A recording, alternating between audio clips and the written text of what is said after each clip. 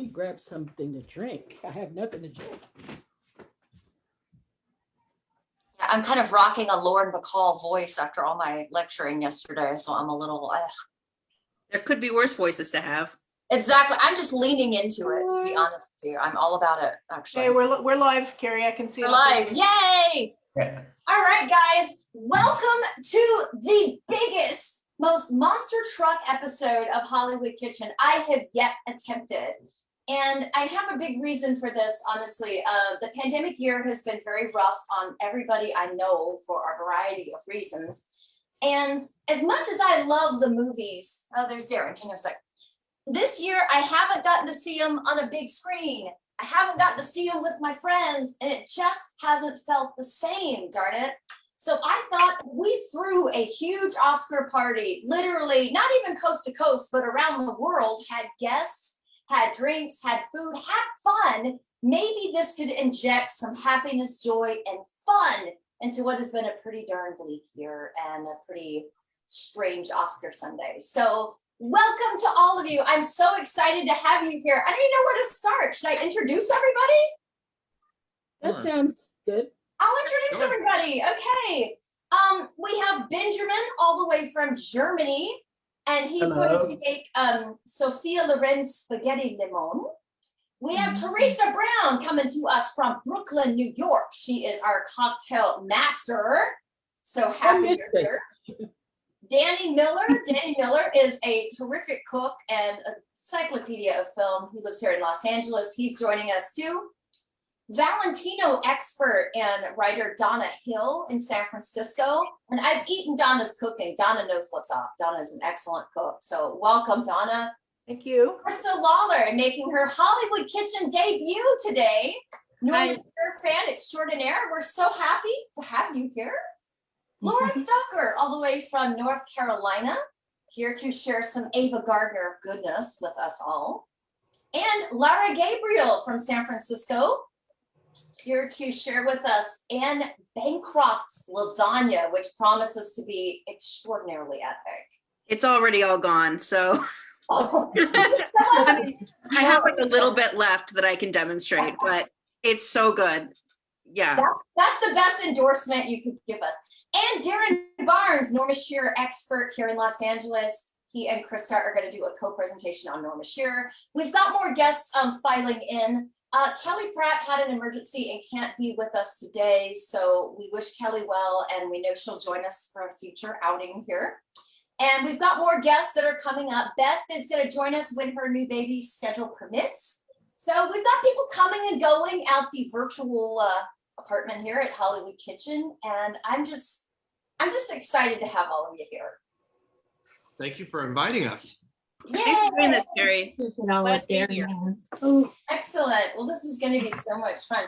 I thought maybe we'd open with talking about everybody's kind of relationship to the Oscars, like what you remember from watching them growing up, what some of your fondest Oscar night memories would be. So maybe Benjamin, I'll go in the order I'm seeing everybody on the screen. Benjamin, you want to get started? Yes. Well, first, good evening from Germany. It's good to see you all. Yeah, you sound, the names sound so familiar, and it's finally good to see you all and to be able to talk to you. Well, as in Germany, the Oscars are in the middle of the night here. Sometimes I have friends and we stay up the whole night to watch it. And what I personally like is that when they pay tribute to old Hollywood, like when Eva Marie Saint, she presented the costume Oscar, I think 3 years ago. So this is always my highlight. I regret that they don't have the Lifetime Achievement Oscars and at the actually show. And I also like to watch the old things on YouTube. So that's really fun. Teresa, how about you? I've been watching the Oscars since my first memory is Sidney Poitier and Julie Christie winning. And I've been watching every year since then. And when VCRs were invented, I was taping all of them since 1983. And I remember one year, Jack Nicholson was nominated, I think for 5 Easy Pieces or something. he didn't win. And my sister and I were literally screaming, hollering. Parents had to come in. They didn't know what was going on. Were we fighting? Were we okay? That year was a mess. But I've enjoyed them ever since I was like 12 years old. I'm a little out of it this year because of COVID and everything, but I still think it's quite an achievement to win an Academy Award, as political as it might be, to be an actor or an actress and to have that award. I think is quite an achievement.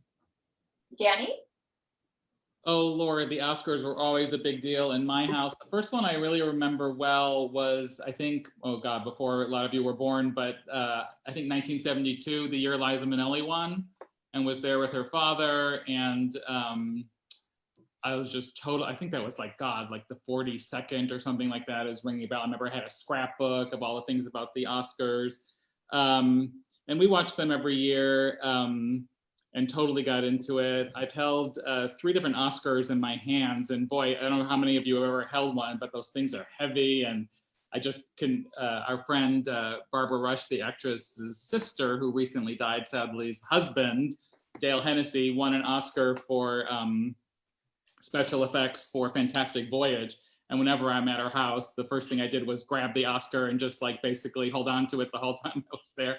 And then I met, I know Loretta Young's wonderful daughter-in-law, Linda Lewis, and grabbed that Oscar as soon as I could too. They're really fun. It's like very meaningful to me. And yeah, this is the first year too that I am the least engaged, just because of the pandemic, than I ever have. I've only seen like 3 of the films.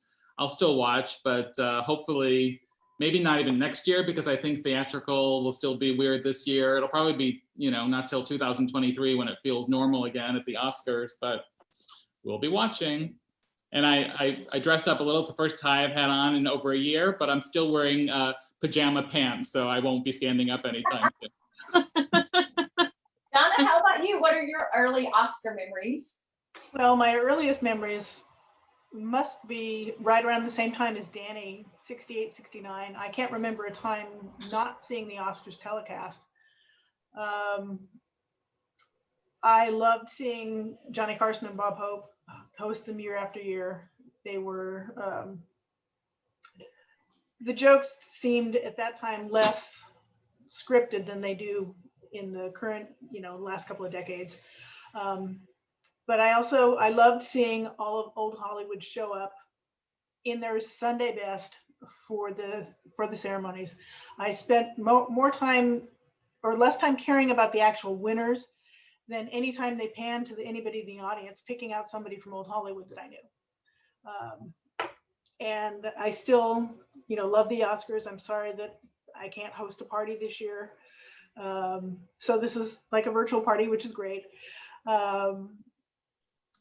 But it's a tradition. Even though I'm less, like Danny and Teresa, less invested in the films this year, I did see Promising Young Woman yesterday and absolutely loved it. So I'd love to see that win for screenplay, if nothing else. I thought Carey Mulligan was amazing. And but other than that, I've seen very few of the nominated films. And thanks to Laura, I did see Yentl last night for the first time. And was first time, yeah. That's fantastic. And loved it. Loved it so much, I'm actually going to order the DVD because I think it's a film I should have. So thanks for that, Laura. Yeah. Oh, I'm glad you saw it. How about you, Krista? Hi, my name's Krista. My first Oscar memory is actually, I'm a baby of the 80s. So my first one would be Sally Field. You like me, you really like me. So that would be my first remembrance of the Oscars. So, and thank you for having me. We're happy to have you. Laura, what is your first, Laura Stoker? And then we'll go Laura Gabriel. Yeah.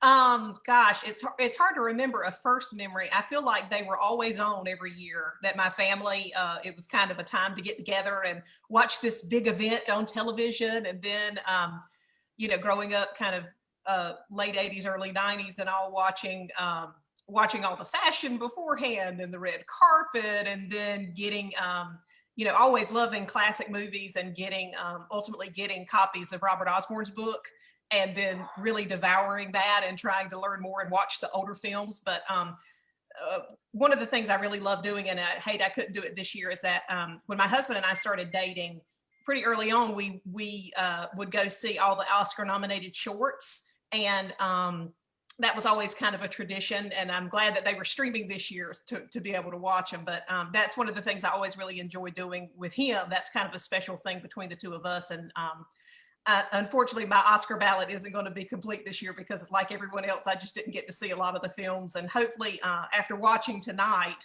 I'll be a little more motivated to seek everything out. So, but yeah, I love the Oscars. I love all the pomp and circumstance. I love the in memoriam segment. I used to love when they would do the special Oscars during the ceremony. I do miss that and wish that portion was televised now that they do it separately.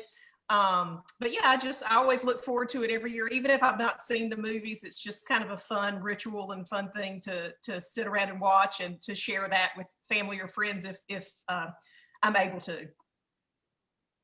Laura? How about you? Yeah, the Oscars are a huge thing in my family too. When Danny was talking about how, in his family, everybody just gets really into the Oscars. In my family too, we have a big party every year, which of course is not happening this year. But with family friends, we have our routines. We get, anybody in the Bay Area knows Zachary's Pizza. We get Zachary's Pizza and have a salad, and then have a competition about who knows, who. We have a ballot, an Oscar ballot, and so that's always really fun. It's very sad that we can't have it this year, but again, it's an odd year. I also have not seen very many of the movies. I've seen a couple, but not by any means the amount that I usually see. And I'm a child of the 90s, so we have a great fondness in my family for like the Billy Crystal, Whoopi Goldberg years of hosting, and that's what I always think of when I think of the Oscars. And my first Oscar memory, I think. It's hard to think of what exactly is my first, but I think that it might be when Deborah Kerr got her honorary Oscar. I remember watching her struggle with the award, and I think it was a gag. I don't really remember. I was 8 or something at the time, and I felt bad for her that she was struggling with holding the award. Darren, how about you? What are your early Oscar memories? I think the first thing I remember from the Oscars was seeing Mary Pickford get her Oscar. And I was absolutely fascinated by it because they went to Pick Fair. And I know old movies, old Hollywood was really big in my house. So it was always seeing who was going to get the honorary Oscar. And as my grandpa would always say, like, let's see what the old broad looks like. So when Myrna Loy got hers, they would come out and he's like, they still got it. So it was always so much fun to see that part of the show. The in memory, to see who's passed away. A lot of times things were never made aware of who passed away. But, I love the Oscars, and I was fortunate enough to attend the year that Titanic won everything. So I went with the production designer and then got to be with the winner all the way through the night to the Paramount post party. And I carried his Oscar all night long. And then 6 years ago, Norma Shears' Oscar came up for auction. So I was able to actually go out and spend an afternoon with her Oscar and take photos of it from every angle and hold it and just think of the history that Oscar had behind it. So, and I'm kind of like everybody else. I'm fortunate I work in the entertainment industry. So I kind of had to Google everything that was going to be nominated this year. And I've tried to do my best to see as many of the movies as possible, but it's a weird gap year.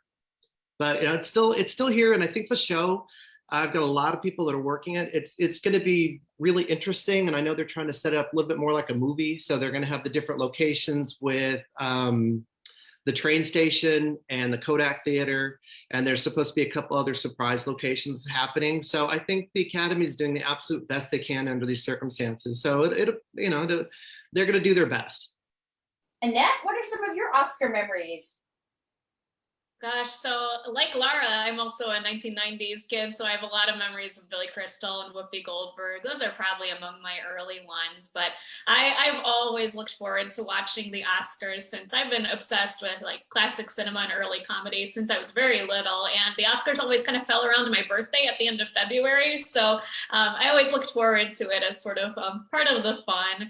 And I think too, growing up, I really loved The Wizard of Oz, and I devoured the special features on I guess the television broadcast about, I think, one of the anniversaries, and they had a lot of archival footage from the 1940s Oscar ceremony, and you could see all the different luminaries that were nominated for awards there.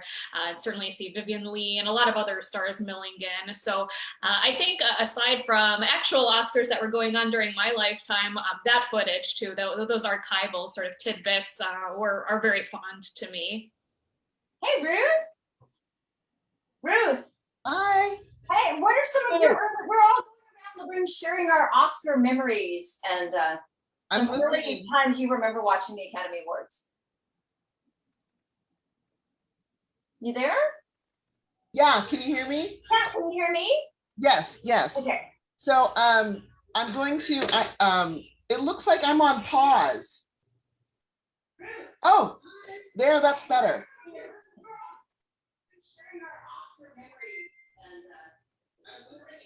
Okay, Beth is going to join us shortly. So. Okay. So for me, I remember Oscars like when I was a kid. I can remember my family wasn't into it. I was the only one that was into it in my family growing up. So so it was a thing. It was something that I got into kind of young. But one of my first memories is watching all the people line Hollywood Boulevard. I didn't know that people still did that. I remember seeing it like Singing in the Rain and stuff like that, but I didn't really realize that people did that. And so I had a couple friends who did it one time. And so I was like, oh, that's something I want to do one of these days. But Oscars lately, I haven't gotten that into. I have sunk into classic film so much that I'm not always that interested in what's going on with films nowadays. So I'm a little behind. Sometimes what I do is when I watch the Oscars, then I pick all the stuff I'm gonna, catch up on. So I tried a little bit this season, but I needed my TCM, I needed my classic film to help me through this last year. So I didn't really want to deal with reality of whatever they were trying to show us. So, but I've always enjoyed the fact that I live here in Los Angeles. This is the home of Hollywood. And we live, we walk around and live in this history. And growing up in Pasadena, there were always filming in Pasadena. There's always filming going on in houses like Danny's that are, have lots of features to them and things like that. So like Mother or Father of the Bride, the remake was shot in Pasadena and stuff like that. So it's always fun to kind of see my city in the movies and stuff like that. So it's fun to be here, to be in the environment of what they call award season, so it's cool and I like it. It's fun. I've got my little brooch on. I'm in the kitchen with my apron and I'm just, if we can't all be together, this is seriously the next best thing. It is. Well, my memories of Oscar, when I was a little girl, my family is more into sports and movies, not so much. So I kind of would watch the Oscars like by myself. And I loved Hollywood as a little girl, loved classic Hollywood. And I used to dream of wanting to be out here. So the Oscars, watching them as a kid for me was so important. And it felt like this tantalizing thing to absorb that glamour. And I was really lucky. In 2009, I'm friends with Mary Mallory, and she used to work at the Academy, and she asked me to be her +1 at the Oscars in 2009. And my attitude, I collect vintage, and my attitude was, I may not be a movie star or have a movie star's budget, but by golly, I am going to look like one. So I sold several things I had to finance my dress, which I think Probably the short filmmakers probably do that too. And I got a sapphire blue 1930s silken velvet dress with an Art Deco buckle. And then I hired a local girl to do my hair and makeup, and she loved classic Hollywood and specialized in vintage looks. So she walked into my apartment and I said, I want to look like Myrna Loy in 1934. And she said, sit down, I know what you mean. And I was like, oh, thank God, I don't have to explain what this means. She gets it. And so I got the Myrna Loy 1930s mid look of my dreams. It was awesome. Went to the show. I borrowed a handbag from a collection, a friend of mine. I really went all out, and it was fun. When you are a guest of someone like that works at the Academy, you're basically the last row of the highest balcony. So they look like they're like ant size, like teeny, tiny. So you basically just watch it on a giant monitor in the balcony, but we got to walk the red carpet and all that. Well, as I'm walking out, much like a lot of you, the old stars are really where it's at for me. Right when I'm leaving the Kodak and I'm on the red carpet, I run right into Jane Russell, and I just go, Miss Russell, I'm just so thrilled to see you here. And she goes, and she gave me this dirty go to hell look on her face. And I was like, Oh no. okay, I've got to go now. Goodbye. And I kind of slinked off, and I was like, Jane Russell hates me. And then the next morning I called another film historian I know in LA, and I was telling him about it. I was like telling him what happened. And he said, Carrie, Jane Russell's deaf. She was probably giving you the, I can't hear you, what are you saying to me look, not the, I hate you, please leave me alone look. And I was like, oh, that's what that was. I didn't know. So I felt like my 1-star encounter with the star, I really, really was in awe of. It just kind of went awry because I didn't know she couldn't hear me. So, but it was still exciting. I mean, it was like one of those once in a lifetime things to get to go like that. And then the next morning I had to go to my job, and then there was like this termite infestation in my apartment. And the next morning I woke up and I was like, wow, Cinderella is back from the ball and has to go to the job and deal with the termites and the laundry, and the fairy tale is over. But it was so fun though. Carrie. Huh? We need to see the picture of you in the blue dress. I know, I will post it because they take a picture of you like on the red carpet in front of the Oscar statuette. So I have that, and it was, but I think it was worth selling things to finance. I do not regret that at all. It was pretty cool. So, yeah, but those are my Oscar memories. One year, in 1998, I was telling you guys before we went on, I was in the ER room with my kidneys, and I was really, really sick. And I kept turning to my mom and saying, I gotta see LA Confidential beat Titanic. We gotta get home. My mom's like, Carrie, you have like way bigger problems right now than the Oscars. Like, you know, and I kept insisting we had to go home so I could see the Academy Awards. So I finally did, but I just had an outpatient surgery and I was so sick. I kept running to the bathroom being sick like every commercial, but I still saw the show. I was very determined to make that happen. So that was awesome. But it's been great hearing everybody's Oscar memories. And I think we all kind of grew up watching the show. We loved the show one way or the other, the history of it. And it's fun. It's just fun. And yeah, this year it's definitely going to be interesting, but I think they're probably trying to do, the best they can. And you know what makes me sad is the fact that this year is probably the most diverse year they've ever had in terms of the scope of the nominees. And yet it's the pandemic year when everybody's been so stressed and not focused on it, that's the year that we've not really paid as much attention. So it kind of makes me sad that the increased diversity coincides with the just pandemic malaise. But I'm hoping that I will be able to catch up on a lot of these films, because I'm sure these artists and people are very worthy of watching for sure. So shall we get to starting the food? And again, as I said in my emails, I didn't want this to feel like a school presentation where you're standing up alone, isolated, doing your thing. So if other people want to ask questions about the recipe or talk about Sophia or any of these stars, let's just have a party. Let's do this and just have a good time. So Benjamin in Germany, you are going to kick things off with Sophia Loren, Oscar-winning actress, and her spaghetti lemon. Yes, right. I chose Sophia, maybe to tell you this. She's one of my childhood memories. So I think I told this before. My sister and I, we were often at our grandparents' house and watched old movies there. First had dinner and then watched old movies. And I remember seeing Sophia Loren in Houseboat. I was fascinated by her. You know, she's the nanny with Cary Grant and she has this golden dress. So I was fascinated, and I'm still to this day. And so I picked a recipe of hers from her book, which is called Recipes and Memories, which is that one. And I chose the spaghetti al limone, which I think is interesting recipe. And I have the ingredients here, so I can tell you. So you need 2 tablespoons of butter,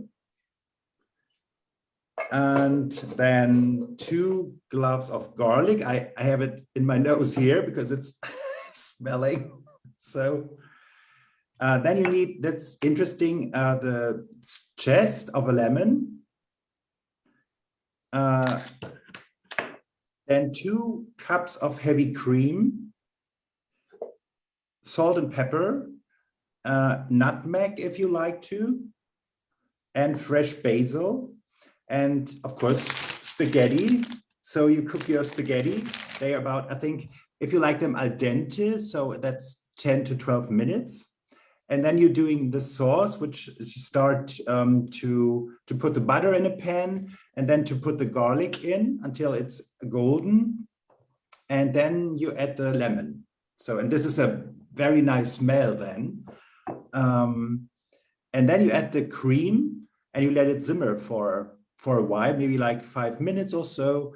Add salt and pepper and save 1 cup of the water where the spaghettis are in to make it more liquid if you like to. And then when the spaghetti are ready, you mix it all together. And I have prepared it. It looks like this when it's done. So, and I can tell you, it's real good. So yeah, spaghetti al limone. Excellent. And remind us what film Sophia won the Academy Award for. Oh, she was up for Two Women, which was the first non-English speaking film. And it's interesting that she didn't expect to win. So she didn't attend. And it was Cary Grant, I'm sure Ruth will know this, who called her in Italy at 6 o'clock in the morning saying, Sophia, you won, you won. And so, yeah, it's a great story. And she was nominated for a second time in '65 for Marriage Italian Style. And in 1991, she received another honorary Oscar. And she was a presenter many times. First, I think in '97, '98, and she was a presenter to Federico Fellini when he received his honorary Oscar, and which is famous when Roberto Benigni received the Oscar for Life is Beautiful. She screamed, "Oh, Roberto," with the envelope in her hand. So that was another great Oscar moment, I think. I heard a quote from Roberto Benigni once that I thought was really sweet. He said, Sophia is Italy. When Sophia moves, all of Italy moves. Yes. Yeah, she really is. You know, I think especially in Germany, in post-war Germany, when people started traveling again, it was often that they went to Italy by car. So that takes 1 or 2 days even to go to Italy, to go to the sea and enjoying. And yeah, she really represents Italy and the Italian way of life and also the food. So no one knew after the war in Germany what pasta or pizza was. And it's interesting when you go to a restaurant in Germany, they often have a dish which is called like pizza Sophia Loren or pasta Sophia Loren to honor her because there were a lot of guest workers. So Italians that came to Germany and built up a business here, like a restaurant or a cafe or something. And she's really big here and also in Italy, of course. And yeah, it's great to, and you often see pictures of her on the wall when you go to an Italian restaurant. And that's the reason I like to go, is besides the food. I think some of us who've been at the TCM Film Festival, got a chance to see Sophia Loren being interviewed by her son. And to see her, I stood online for 3 hours, and to see her coming out there on stage, a real live legend, real live person, was unbelievable. It was unbelievable to see her there. And then to see her twice, if you stayed to see, I think it was Marriage Italian Style, and Ben Mankiewicz was beside himself talking to her. To actually see her is one of the great things about, you know, going to the festival or liking TCM. They have provided some giants for us, the little people in the dark, to see. And seeing Sophia Loren was probably one of the highlights of my going to the film festival. And she had Ben Mankiewicz in the palm of her hand. It was so much fun to see. That was such a great screening. I remember, wasn't she wearing that bright blue suit? Something like that. And it was, yeah, that was one of the biggest thrills for me as well at all the years of the festival. It's crazy. She had a movie that was getting a lot of Oscar buzz this year, and it didn't wind up getting nominated. Victoria, remind me, what was the title of that? Yeah, it was by her son called The Life Ahead. Oh. And it was a remake actually of a film of the 1970s with Simone Signoret in the original. Yeah. And I think she was great in it. So it was a great performance. And interestingly, she said before she won an Oscar, she was a performer, and afterwards she was an actress. And you know, she's known for this very glamorous movie star, and in this film, she's totally different. And she's really this character, and it's I really enjoyed it to watch. It was very touching. I always thought it was interesting. I read all her books that her mother wanted to be an actress, but she won in Italy a Greta Garbo lookalike contest. And then you see pictures of her mother, and surprisingly, she really looked a lot like Greta Garbo. And I think she lived vicariously, didn't she, through Sophia's success? Probably. Yes, exactly. Yeah, she was kind of I don't know if she really was a stage mother, but Sophia, they grew up very poor and without a father. And she started very young in beauty contests and everything. And her mother wished to have a film career herself. And she, as you say, was attending the Greta Garbo lookalike contests. And she really looked like her. And I think, yes, she was very proud that Sophia, you know, got this success and finally received an Oscar. So yeah, an amazing career. Yeah. Excellent. So next up, we will, and again, we can always come back to all these people. I just want this to feel like a fun party. Next up, we've got Norma Shears' Jellied Pineapple Salad, presented by Darren Barnes and Krista Lawler. Hey, Krista. Are you ready for the comedic part of this show? Absolutely. So, Krista and I have to start off with, Norma was not a cook. She never cooked, and she never would have made something like this. So I kind of pushed to make this jellied pineapple salad because it is one of the most disgusting things I've ever put in my mouth. So You actually did do it though, right? Got my husband laughing over there. I did it as a test run a couple of months ago, and I made my poor husband sample it, and it was pretty gross. So we decided to go with oatmeal sticks instead when we did our Norma thing. So I said, this time around, we're going to do the jelly pineapple. So it is a combination of lemon juice, sugar with green dye, and then you add sweet cucumber pickles, canned pineapple, chopped almonds, and stuffed sliced olives. So you've got like the olives, the gherkin pickles, the pineapple.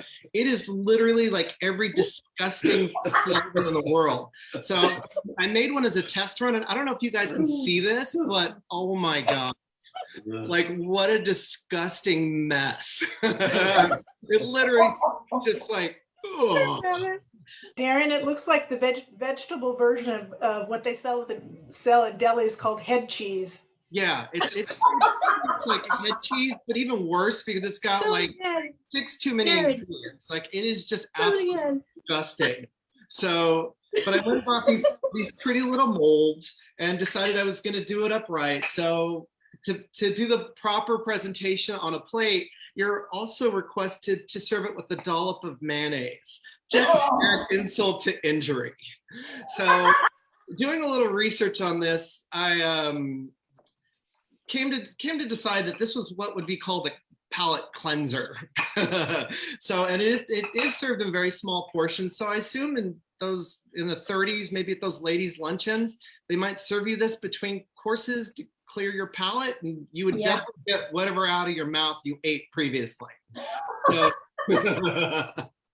Or whatever's in your stomach. It would. it is truly, yeah, it is just absolutely vile. But The yeah, palate annihilator. like look at that. Don't you just want to dig right into that? A close-up picture of that for the Hollywood Kitchen cook-along blog. Oh, I will send that like right along to you. Why was that attributed to Norma Shearer? If she didn't cook, why that to ruin this woman's legacy? Why? I have no idea. I mean, she had some really disgusting recipes. She had like venison meatballs, like all these weird recipes. And, as Carrie kind of knew or knows, they would just print them in these cookbooks, and it would be all these celebrities and their favorite recipes or recipes they would recommend. It was just publicity. So for some ungodly reason, somebody thought that this concoction would be delicious. And gosh, looking at a jellied pineapple, lime green, orange blob of mess would make you think of Norma Shearer and Riptide. The opposite. Funny because the other day I found a Betty Davis recipe and it's a gelatin mustard ring. Oh, And I'm like, why? What? Why? yeah. Why? So Krista, you made it. Did you make your husband eat it? He won't eat it. He won't eat it. Travis, come here. Tell them what you thought this was. Please. He's Yeah, coming. there's no way I'm trying it. No, say good for you. I mean, just the combination of fresh pineapple and sliced up gherkins, delicious. Yeah. And then you had to get stuffed olives with the pimento in it and chop them finely. And then yeah, I didn't even get those olives. Then why not? Just throw some almonds and some sugar in on top of it. Let's just make this complete. Oh. So I figured I would just combine the gherkins and the pineapple just to show like what our base is and how delicious this smells to begin with. What did Norma ever do to the person who created this recipe? I don't know. No. You know what I noticed though, you guys, in all the cookbooks that I have in my collection, she is ubiquitous. Like there's some stars you might see them once or something. Norma is in almost every one of these cookbooks. Like, I don't know if maybe she just had such a strong following at that time that, you know what I mean? She's so common, ubiquitous in these, just all over the place. She was huge. Like she was such a big star. And she had, Krista and I were discussing, she had 6 nominations, but it's technically 5 because in 1930, she was nominated for Divorcee and Their Own Desire. So 6 films, 5 years. So, and being the 3rd woman to win the Oscar after Mary Pickford and Janet Gaynor, and then Marie Dressler the next year. So 3 out of the first 4 Best Actress Oscars were Canadian. So, right now I'm working with the Marie Dressler Museum in Toronto to actually have a Norma Shearer exhibit. So they're going to do a Norma Shearer exhibit, they're opening a Mary Pickford one, and then it's going to be in the Marie Dressler house. So it just kind of goes to show Canadians had a stamp, a decade or so ago. Like the Canadians still really embrace Norma. So, which I love. Darren, I should send you a copy of this, but one of my cookbooks that I have is dedicated to the memory of Marie Dressler. And there's a picture of her and a little dedication in the back of it, because I think they published it right after she died. Oh, wow.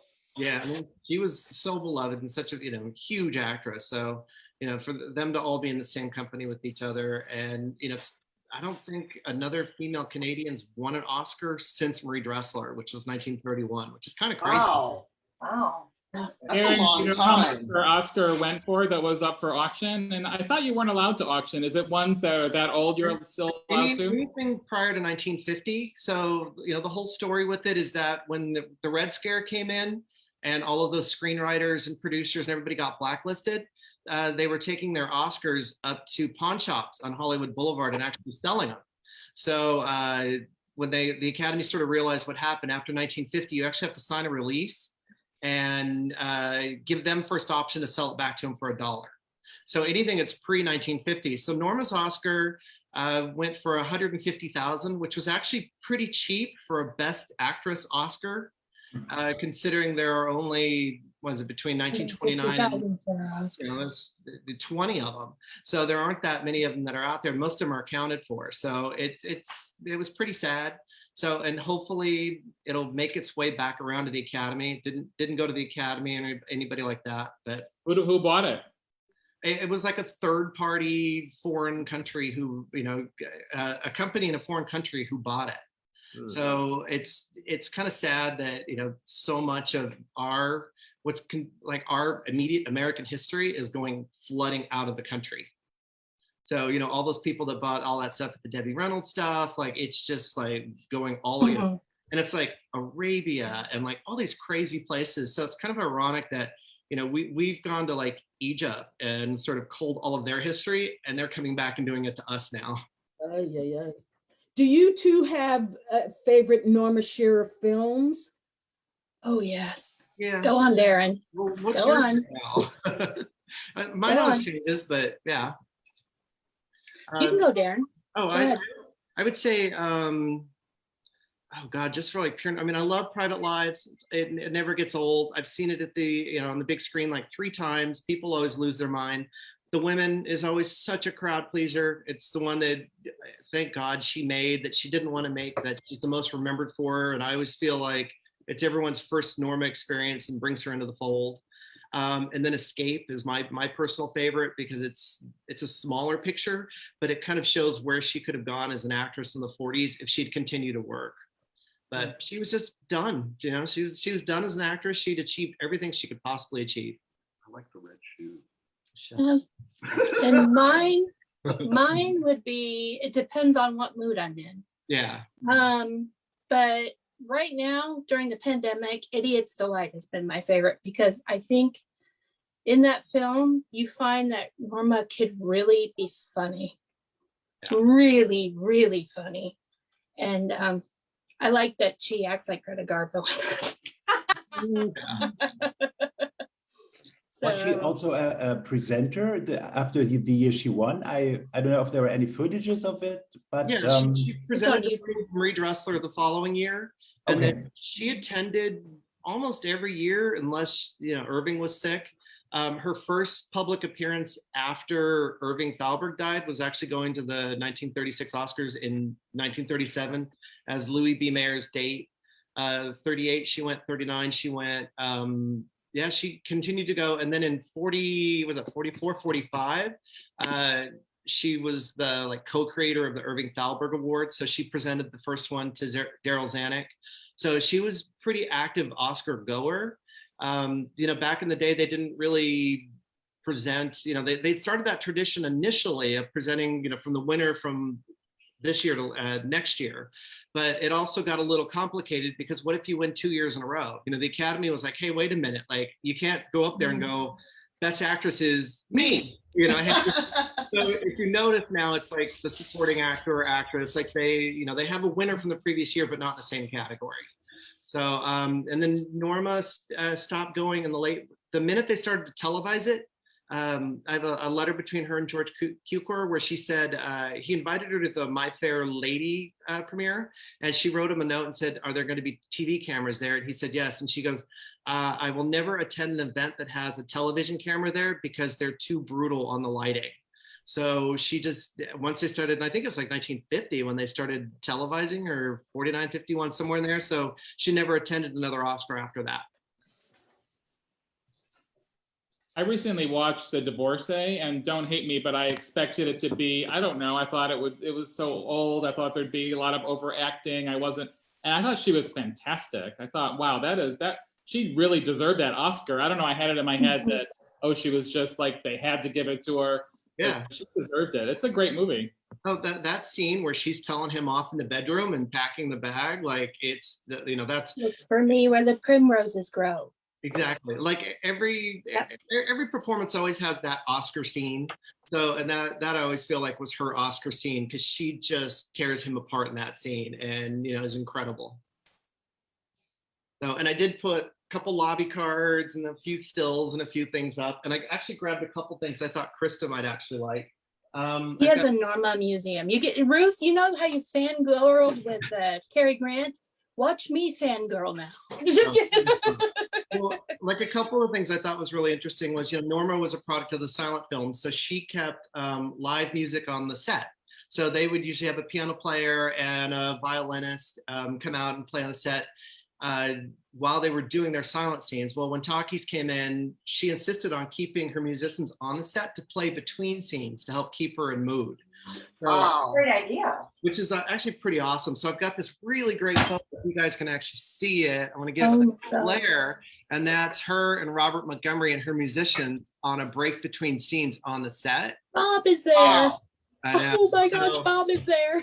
yeah. Oh my God, I know. I love Robert Montgomery. Love him. Bruce, that's my man. You got Carrie. Oh, I'm not stepping over the line. I am not trying to. I'm paying respect and homage Yeah, and I pulled to a lovely man. we love him. Well, I pulled this out for Krista. It's a picture of Robert C. Leonard, the director. It's the accordionist, and it's Bob pretending to be a monkey feeding Norma on the set. When they're getting ready to leave. Yeah. Yep. So, Oh my gosh.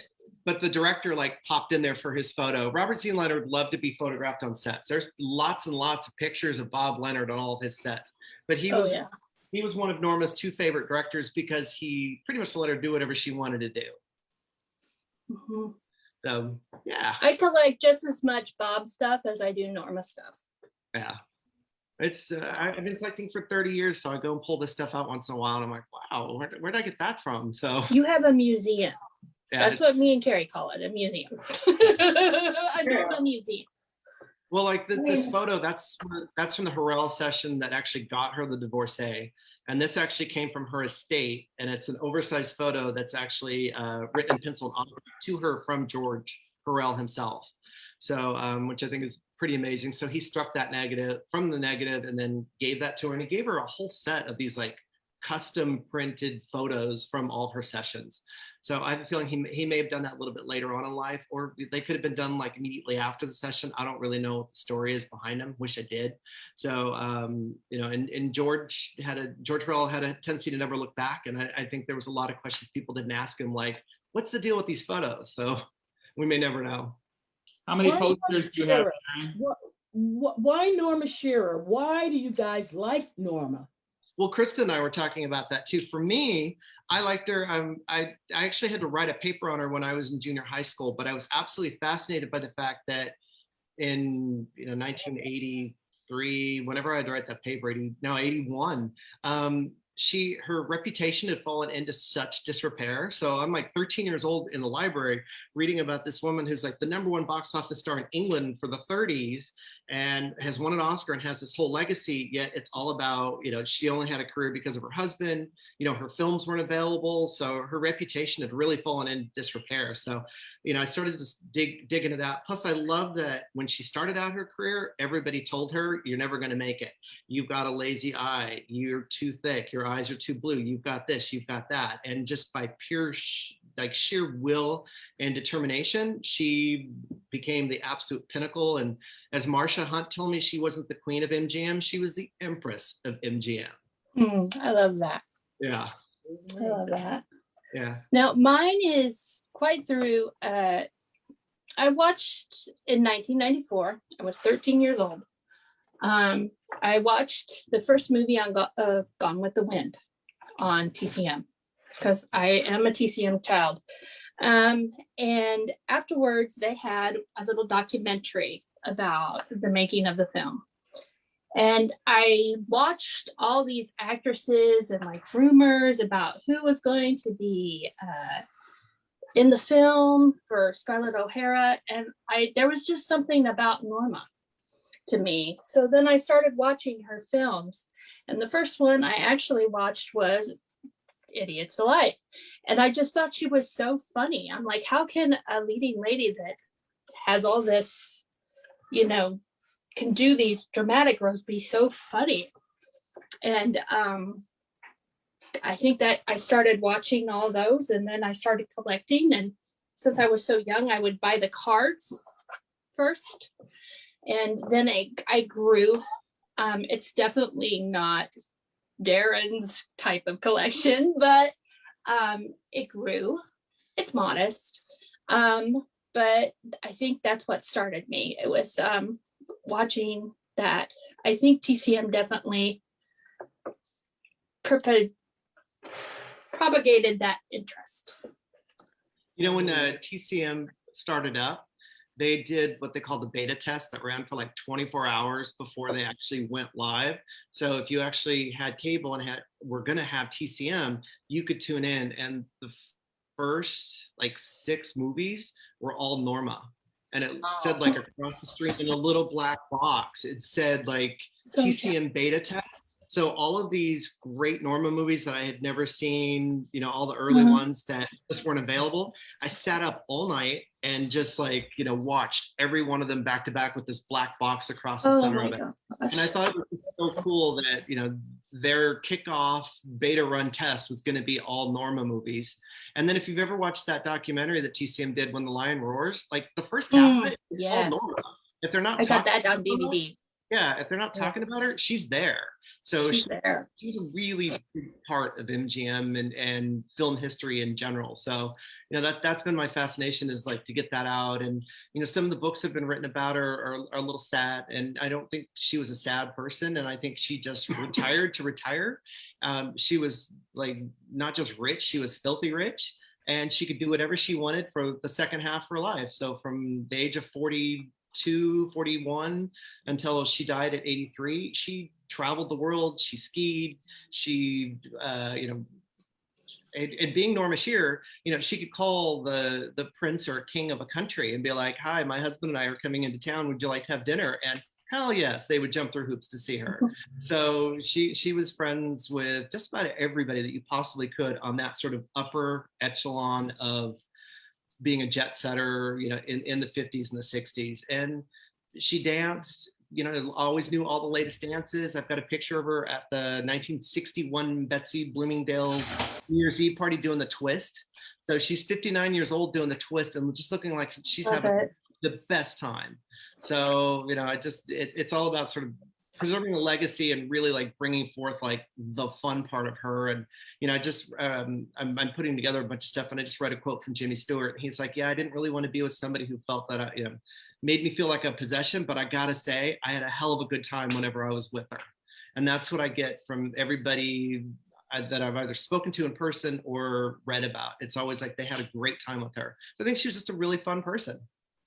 Karen, gotta is write there that any book. new bio coming out on her? Is anybody working on a new biography?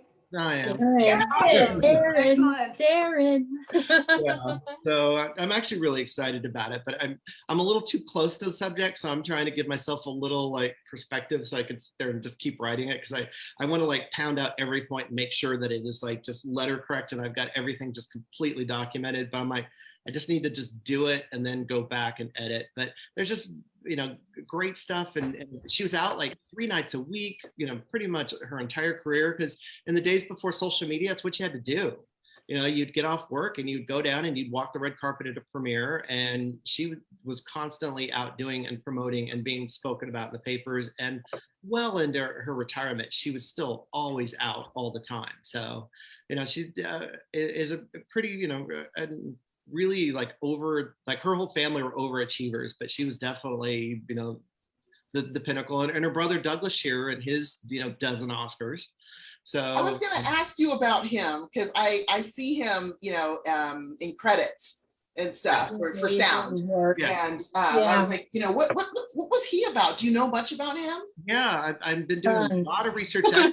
Like this morning, I was doing research on him. And so Douglas he never went to college. He barely finished high school, but he had just this really incredible intellectual mind. And he could talk about any subject. So he came out, Norma brought her mother, well, she came out with her mother in 1923, and she brought her brother out in 25. And he went to work for Jack Warner, actually, as his first job. And it was an introduction through Norma, because she said, you know, my brother's a tinkerer and he could do a lot of stuff. And he went over and he worked in the camera department, and he started to experiment with sound. And then when sound started to come in, Irving Thalberg brought him back over to MGM and just gave him carte blanche, like, here, you figure out sound. So he got his first Oscar for The Big House for sound in 1930. He won, you know, for special effects stuff. You know, he worked on he was the head of the department. And I kind of loved the fact that, you know, he kept winning Oscars and he would go and he would collect his Oscars. But when he got into the 50s and got down to his last few Oscars, he's like, I'm not going to go because they keep giving me the Oscar and it's my team, it's my department that's doing this. And a couple of times he would send other people from his department down, and he ended up not with his Oscars. And I wouldn't be surprised if he actually just gave them away to people in his department saying like, you deserve this more than I did. So he worked for MGM until 1968 and then died in 71. So, and he was, you know, married twice, had 2 kids. His youngest son is still alive. So I've been in touch with him, who's been wonderful. So, and I'm actually like kind of going down that Douglas Shearer rabbit hole because he's just such a fascinating guy. He was a flyer. He would fly in races. He had a house down by San Diego. So every Friday night when he'd get off work at MGM, he had a plane down at Santa Monica Airport. He'd go down, get on his plane and fly down for the weekend, and he would spend the weekend, and he did that every weekend. He would just get in a plane and go to like Vegas or Phoenix, you know, and he was just like a super intellectual guy without having the education behind it. So, and you know, it's those minds. You know, Norma had that same sort of mind, and if you read all of her stuff, you know, as I'm going through her documents, like she knew where every dime was that she ever made. She knew every contract. She was correcting things even as early as her very first contract, which I luckily have a copy of. She and her mother made notes all over it of all the things that needed to be changed, and it's like in her and her mother's handwriting. And I'm like, she was 21. That's, you know, awesome. Sitting there with her contract. Yeah, and she was like, and it was little things like, you know, not featured billing. It was like star billing, and like crossed it out with like initials next to it. And it was like all these little things that you probably wouldn't even have, you know, any of us at 21 would sit here and read this contract and been like, yeah, I'm just going to sign it. Here you go. And it's like, no, she went through it with a fine tooth comb. Is it really true her feuding with Joan Crawford? Was that really them not really getting along? It was studio manufactured. I mean, they were, you know, rival actresses, the same studio. They were 2 totally different personalities. They never would have been friends, like intimate friends. But there's photos of them at the Mayfair Ball. She went to Fran Chatton's surprise birthday party given by Joan in 1937, 38. Like, you know, there's pictures of them in like 46, 47 together. There's pictures of them in the 50s. Like they were just 2 actresses that came from 2 different places. And, you know, Joan being such a climber and such a fighter, I get it. I would resent the boss's wife no matter what. You know, there would be that. But, you know, it had never been played up or really discussed until they did the women. So you put those 2 ladies on the cover of Look magazine and say they don't like each other. Well, who doesn't love a feud? You know, and I think Betty and Joan were the same way. You know, I think they were just 2 totally different actresses. I don't think there was ever like a feud. I think it was just, let's play this up because this is real good copy. Okay. So Beth, welcome. Yes. Do you have some time with us right now? Because I know your schedule is probably very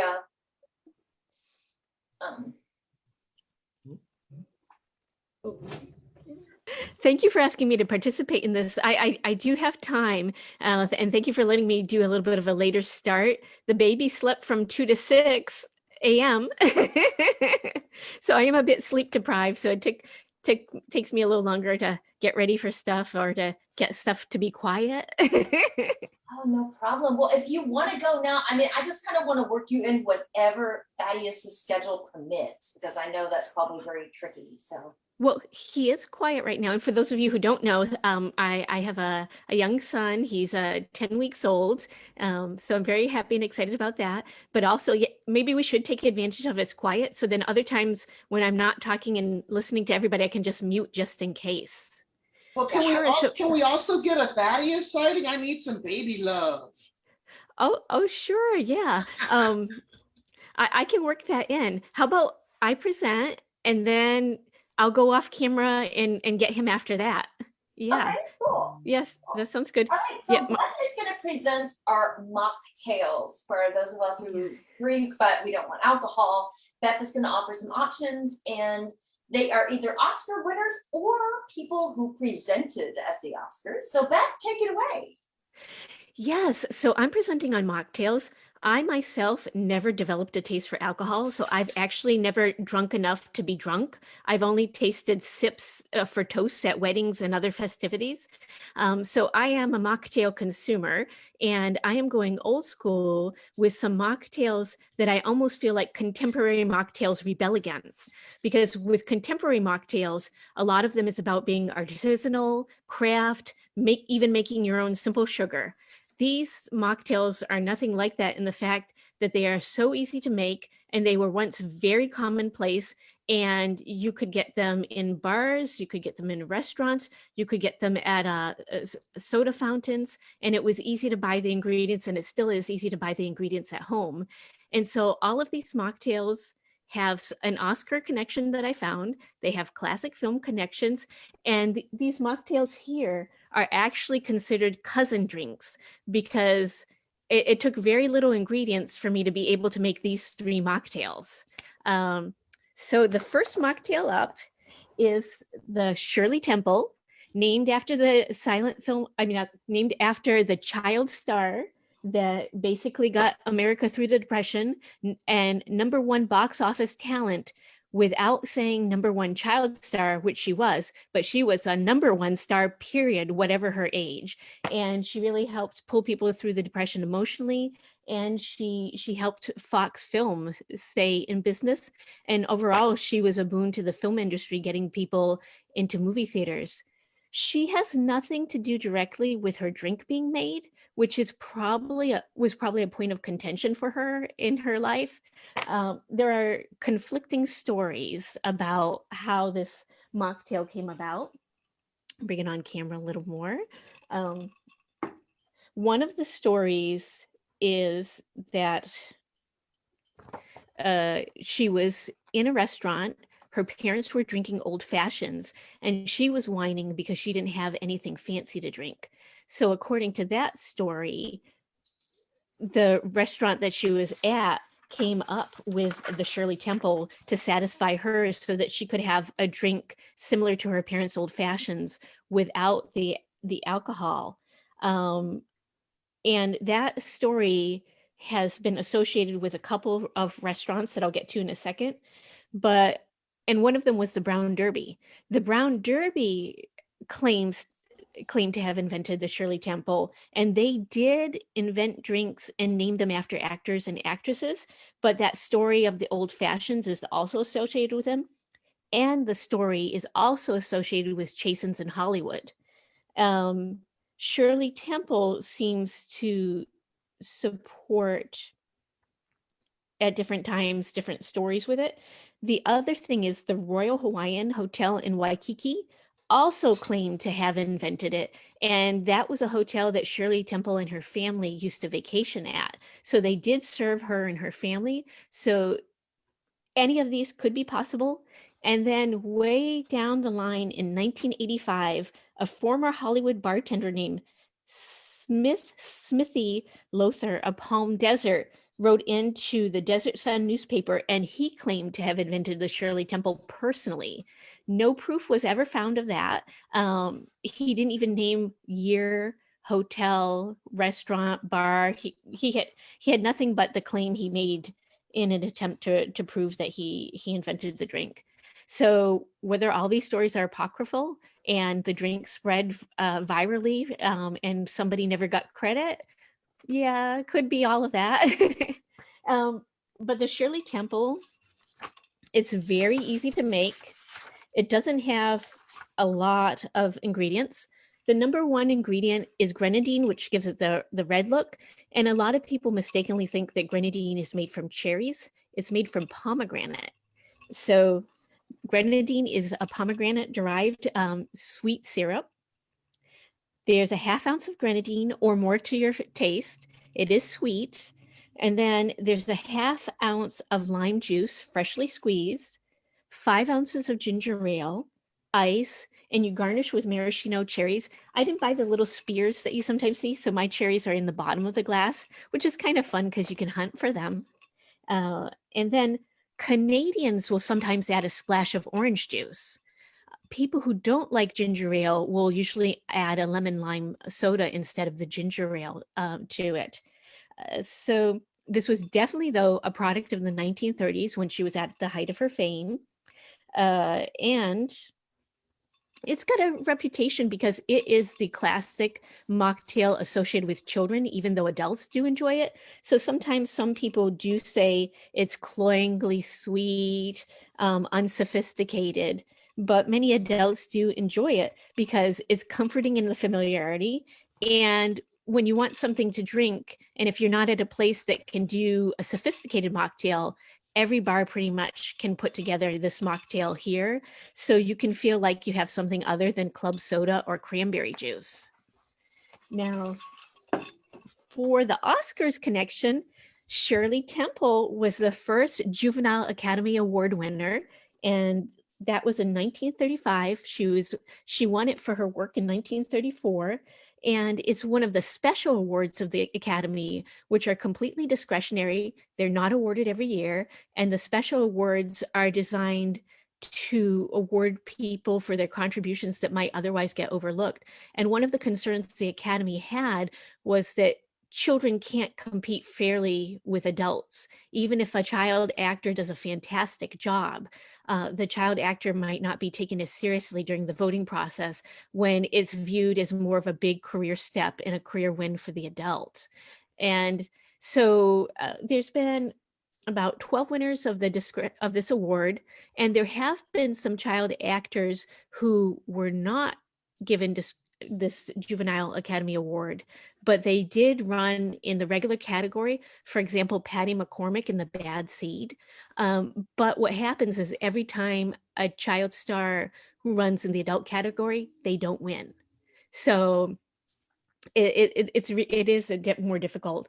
Now, Bob Hope in 1945 dubbed the smaller Oscar that's given to the Juvenile Award winner the Oscarette, to show that how much smaller it is than the normal award. Yeah, and so does anybody on the panel have any questions about the Shirley Temple before I move on to the next mocktail? I just want to say that I love the story, the first origin story, because that was my experience as a kid. Whenever my family would go out to dinner and my parents or the adults would get cocktails, I'd say, well, what about me? And they would order me a Shirley Temple, and I felt so fancy. And to this day, I love a Shirley Temple. I'll still get one from time to time when I'm out because they're just fun. Oh my good, yes, they are a lot of fun. And oh my goodness, I almost forgot to give you some. There are a lot of facts about the Shirley Temple. There are a lot more facts about the Shirley Temple than the Roy Redros and the Freddy Bartholomew. So I do have a few more facts to share. Like I said, Shirley Temple was not a fan of the drink. So for those of us who love it and think of her, she hated it. And in 1986 on NPR, this is an exact quote of what she told Scott Simon. "The saccharine, sweet, icky drink? Yes, well, those were created in the probably middle 1930s by the Brown Derby restaurant in Hollywood, and I had nothing to do with it. But all over the world, I am served that. People think it's funny. I hate them. It's too sweet." So that was what she thought about the drink. And she did actually have lawsuits involving the drink too, because Shirley Temple, her name was very personal to her. She was very protective about her name. And a couple of drink companies tried to bottle the drink and market it as Shirley Temple's when she was alive. So one of the groups was Soda Pop Kids. They were from Encino, California. This was in 1988. And she took them to court. She sued them. She said, "My name is not a generic term, and this is an invasion of privacy." And here's an exact quote: "I will fight it like a tigress. All a celebrity has is their name." So she was really hardcore about not letting anybody commercially market the drink. And in this age of the Kardashians, where people become celebrities and create these brands, if there was a little more of that mentality back then, or at least with her, because Mary Pickford had that mentality, but if there was with her, then maybe she would have been a little more softer towards the drink, perhaps, if it had brought her some money. Now, some adults who enjoy the Shirley Temple but want alcohol will make Shirley Temples with alcohol. One is called the Dirty Shirleys. and it's vodka or rum spiked. And so if you go to a bar and say, I want a dirty Shirley, they'll probably ask you if you want vodka or rum in it.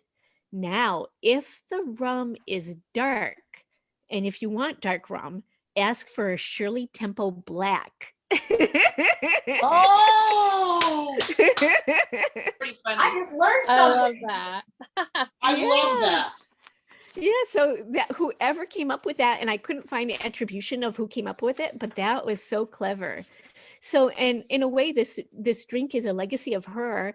And for the people who aren't as familiar as classic film, they only know the drink, which is kind of ironic that one of the most famous people in the world might not be known, but the drink that she hated is.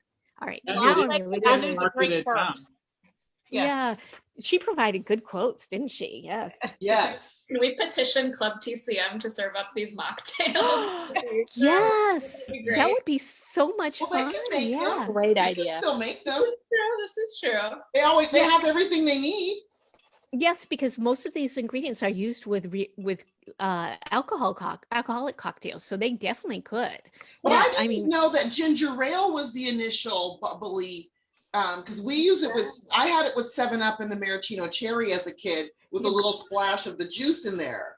But yeah, and since that's I've really discovered popular. the other Lucerno cherries, Mhm. I will never touch a maraschino cherry ever again in my life. You know, in And my there- fantasy world, we would have like Hollywood Kitchen Live in Club TCM, and we would all get up and make stuff and show memorabilia, tell stories, make drinks, make mocktails, that would be the dream, to be honest. That'd be so cool. And so this is the Roy Rogers, and the Roy Rogers is often referred to as the masculine Shirley Temple. So for grown-ups, particularly men or men, and sometimes for little boys as well, who wanted a drink like a Shirley Temple, but might have felt funny asking for a drink with a little girl's name, there was the Roy Rogers. And so mhm. And it has very similar, except that the soda is different. Is it So, Coke? it is cola. And so so when you make the Roy Rogers, it's a half ounce to a full ounce of grenadine, depending how sweet you like it, and then 6 ounces of cola. And so it's really a personal choice what kind of cola you prefer. Coca-Cola and Pepsi are the most common colas used. Some people like to, fancy it up a little and use a fancy cola made from cola nut that might be less sweet than Coke or Pepsi. And the other thing is, I made mine with a cola from Boylan that's made with cane sugar instead of corn syrup. So if you want to avoid corn syrup in the soda, since the grenadine is already sweet, you can go for cane sugar, which is a little less sweet than the corn syrup. No one knows who made the Roy Rogers at all. It's from another decade. It's actually from the 1940s. And Roy Rogers, the king of the cowboys, the singing cowboy, he, as the Hollywood Walk of Fame shows, he was in multiple media, so music, old time radio, film, and television. And through all of them, he had a good guy persona. He also was not a drinker. So it totally makes sense for a mocktail to be out and named after him, since it fulfills a lot of the things of like the wholesomeness of a mocktail. And for somebody who didn't drink, Shirley Temple couldn't drink, Roy Rogers chose not to drink. And to make this,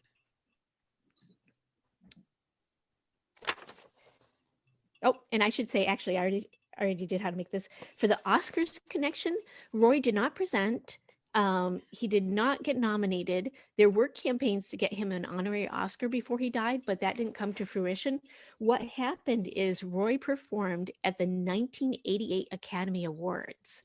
And when he performed at the 1988 Academy Awards, he was in a multi-star number. It was a musical performance, and it was based on the Coconut Grove. So the Coconut Grove was recreated as an onstage set at the Academy Awards that year. So the other stars that he performed with were Alice Faye, Tony Martin, Sid Charisse, Dorothy Lamour, Merv Griffin, Buddy Rogers, Dale Evans, Vincent Price, and Coral Brown. Is this on YouTube?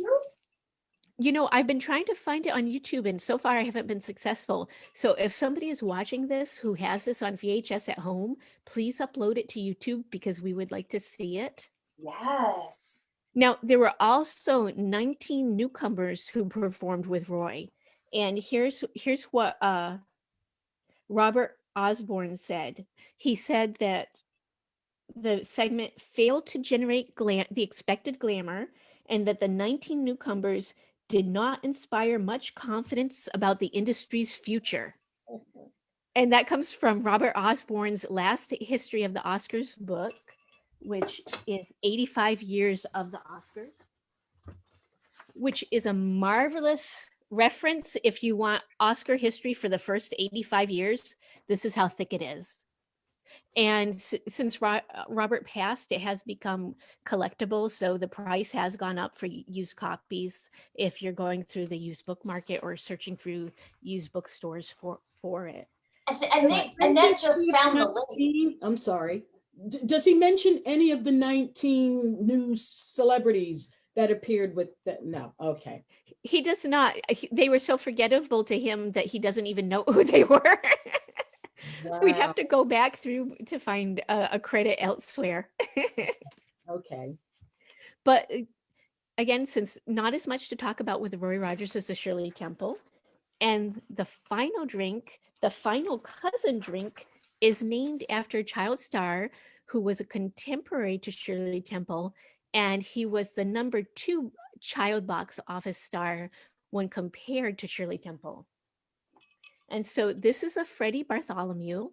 And as you can see, it's much clearer. There's no grenadine. So if somebody wants an old school mocktail without any grenadine, we've got the Freddy for them. And with the Freddy, this is 3/4 of an ounce lime juice, 6 ounces ginger ale, the ice, and garnish with a slice of lime.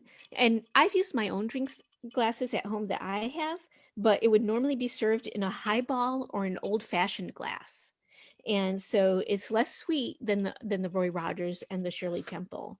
And then for those who are less familiar with Freddy Bartholomew, he was English, became an American citizen, worked in American films, and his most famous film that's played regularly on Turner Classic Movies is Captain's Courageous from 1937. And with Roy had a long career. Shirley had a less long career. She didn't really transition for as long as a teen and older in movies, but she had a kick-ass career becoming a diplomat, so she did pretty well. Freddie also would later do well for him. His career was derailed by legal battles. He was essentially raised by his aunt in his paternal grandparents' home. And so his parents had nothing to do with him or his success. But once he became successful, his parents sued him and they wanted custody and access to his money. And it descended into a 7-year legal battle. And it's a little ironic because he was in David Copperfield in 1935, and his real life took a bleak house turn. Basically, the lawsuits bankrupted him, and he had to pay money to his parents and his sisters. He essentially lost his funds 2 ways because of the lawsuits. But he had a good second act where he went into TV production, and then at one point, he was the director of New York City's WPIX television station, which is much beloved by people who love classic films and the children's program, The Secret Garden. Or not The Secret Garden, but what was it? Oh, you know, the Magical Garden with the 2 women's hosts. So WPIX. Now his Oscar connection is a little indirect, but not. He, as I mentioned, he was in Captain's Courageous. That was nominated for 4 Academy Awards. Sadly, he was overlooked, but the movie was nominated for Best Picture, Best Actor, Best Film Editing, and Best Writing Screenplay. And I really think that he should have had some kind of nomination. Spencer Tracy, who ended up winning his first Oscar for portraying the Madeiran Portuguese fisherman Manuel, was really unsure of his performance, uncomfortable with his performance. He thought the picture stank, and he thought that Freddy ran away with the picture. And I don't think that Spencer Tracy would have won the Oscar as if he didn't have Freddy to play off of. I think Freddy helped bring out a performance that appealed to the Academy voters. I actually think Freddy's performance is a superior one in the film. But yes, that is Freddy's Oscar connections. He helped propel a film to 4 nominations and helped his co-lead win his first Oscar. This is So terrific, Beth. Thank you so much. You really did a lot of research on these mocktails. That is great. Yeah. I haven't had a chance before the episode today, but I will go back and post pictures of those stars and post the mocktail recipes you sent me, just so everybody can have them if they'd like to make their own. Would you guys like to see my finished production? Yes. Okay. Yeah. I'm going to take my laptop over there. I'm gonna- Does Cary Grant come with it? I know. Huh? Oh, and guys, actually, it's not that bad. You're eating it? No. Darren is eating it. Darren is eating it. Darren, is it Will you better? sit on camera for us as well? It's an Bring interesting. the husband on. He has Yeah. to do it too. You make your husband do it. Can you guys see it? No. Okay, let me change my filter real quick, and because I have to do that. Was little Thaddeus sleeping right now, Beth? He is. Oh, Carrie, do you want me to drop one of these off to you later on today? That's okay. That's a very generous offer, but I think I'm good. Thank you. Okay. I'm trying to take off my thingy hairy bobbly thing, and I'm a little inept.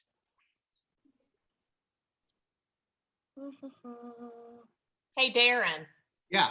is it better with or without the mayonnaise? Mayonnaise really helped. It really did. It took the sting off. A I spoonful of made it- sugar, huh? Yeah, I made Eric take a bite. He's like, yeah, the mayonnaise really helps. Makes the medicine go down. The medicine- Mayonnaise? Yeah. Shirley Temple black to like burn it off. Hey, Beth, Yeah. there is a commercial Shirley Temple drink by Boylan, which I bought last week. Did they have to get permission from her estate? Yes, I would assume they had to get permission from her estate for that. Yes. So her estate is probably more eager to make the money than Shirley was to be associated with the drink. Ruth, you've got a Cary Grant for president in '68 button there. I know. Are you showing us something or? I can't figure out how to take the background off, so I'll just post my my picture because it's really lovely. Okay. It looks Well, really I yummy. thought- Since we had the mocktails, I thought next we would follow up with Teresa Brown and the mocktails. So it's tea time for us. Tea as Let's in get to drinking. Yeah, I have no historical Oscar background. I just have That's okay. We're just happy you're here and yeah. alcohol. Yeah, you have booze. That's all you need. Yeah, booze and Hollywood are kind of inextricable anyway. So you know you are golden. Well, with the daiquiri, it's 2 ounces of light rum, 1 ounce lime juice, and I would take fresh fruit and squeeze it and pour them in little Tropicana things and label it so I can keep that separate. And simple syrup. So let me get some ice in these drinks. Now, just to do something fun here, I know there's a lot of books. There was recently, I think, a TCM book called Movie Night Menus. So what movie would pair well with your daiquiri? Ooh, wow. I Largo. don't know why I don't have a movie in mind. I'm just thinking of something from the 30s. Daiquiri feels like a 30s drink to me, but I don't, you know, I'm not the Trade type Winds that with wine- Frederick March and Joan Bennett.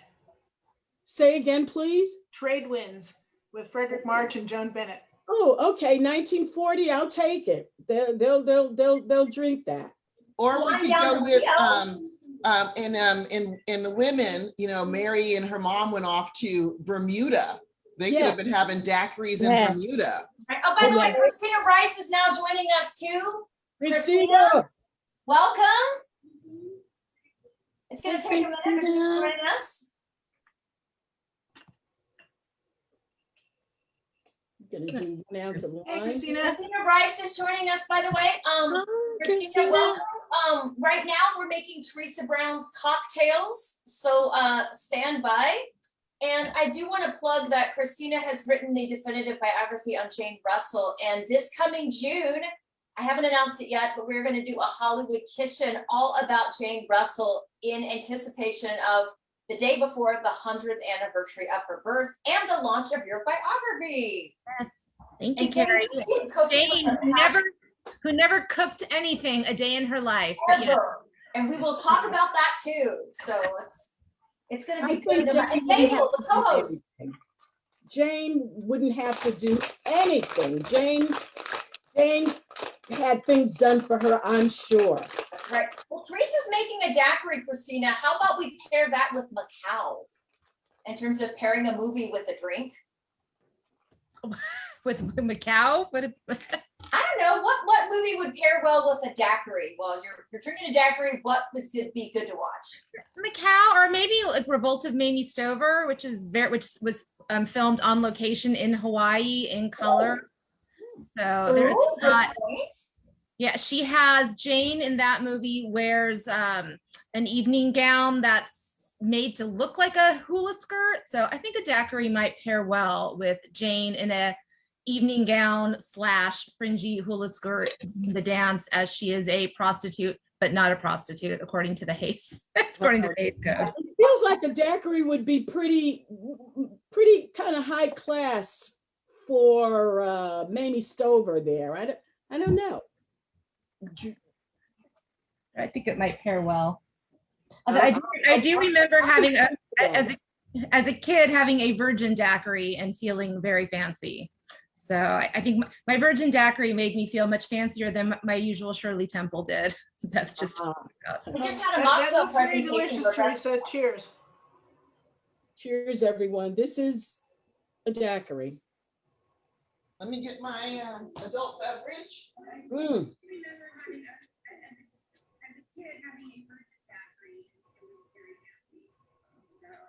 Yeah, maybe I should do like a cocktail episode, mocktail episode, and we pair those drinks with movies.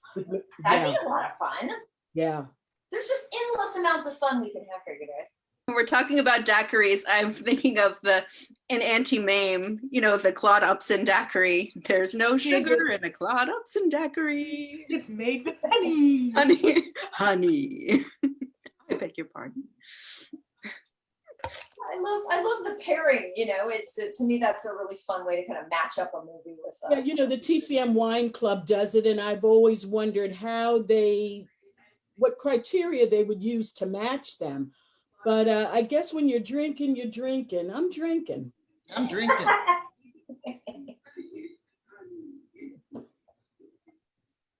So that's my first cocktail for All right. party. All right. So next up, we have Annette Bochenek, and Annette is going to present Oscar nominee Greta Garbo's Swedish Meatballs.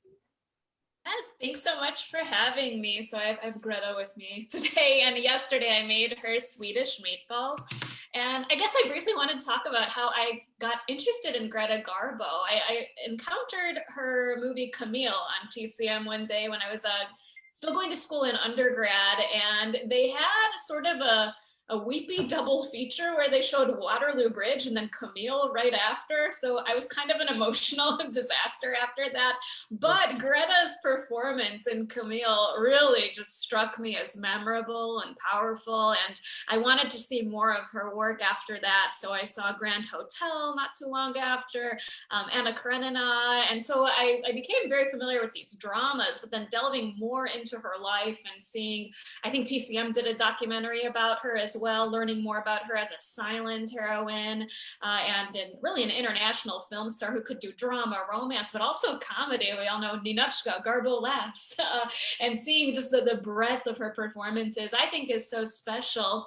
And coupled with the fact that she was someone who was extremely private too. So her really intentional approach to preserve her privacy, I think developed this sort of sense of mystery and allure about her image as a film star. And of course, a Hollywood legend, I don't think we'd argue that she certainly made her mark upon the film industry, but she's like one of those many stars who are so influential and impactful, but didn't actually win an Academy Award. So Greta Garbo was actually a 3-time Academy Award nominee for Best Actress.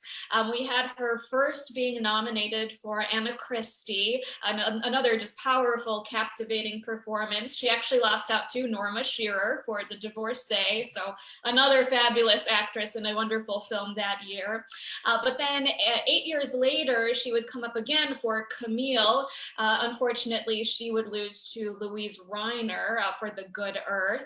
And I forgot to mention too, that first year where she was nominated for Anna Christie, she was also nominated for the film Romance. So she was up for 2 potential wins there, but unfortunately did not come away with an award.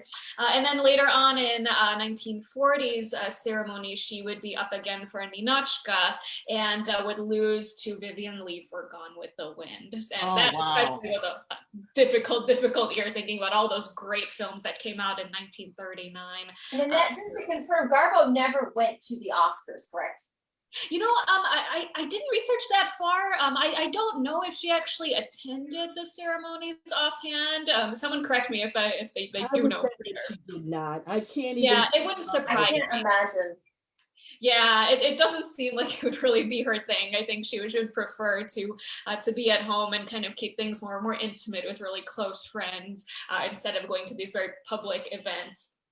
But also she was credited by Noel Coward, who said that Camille, her performance there was luminous and unforgettable, and that is the greatest performance committed to the screen, according to Noel Coward. So that's, I think, high praise from him.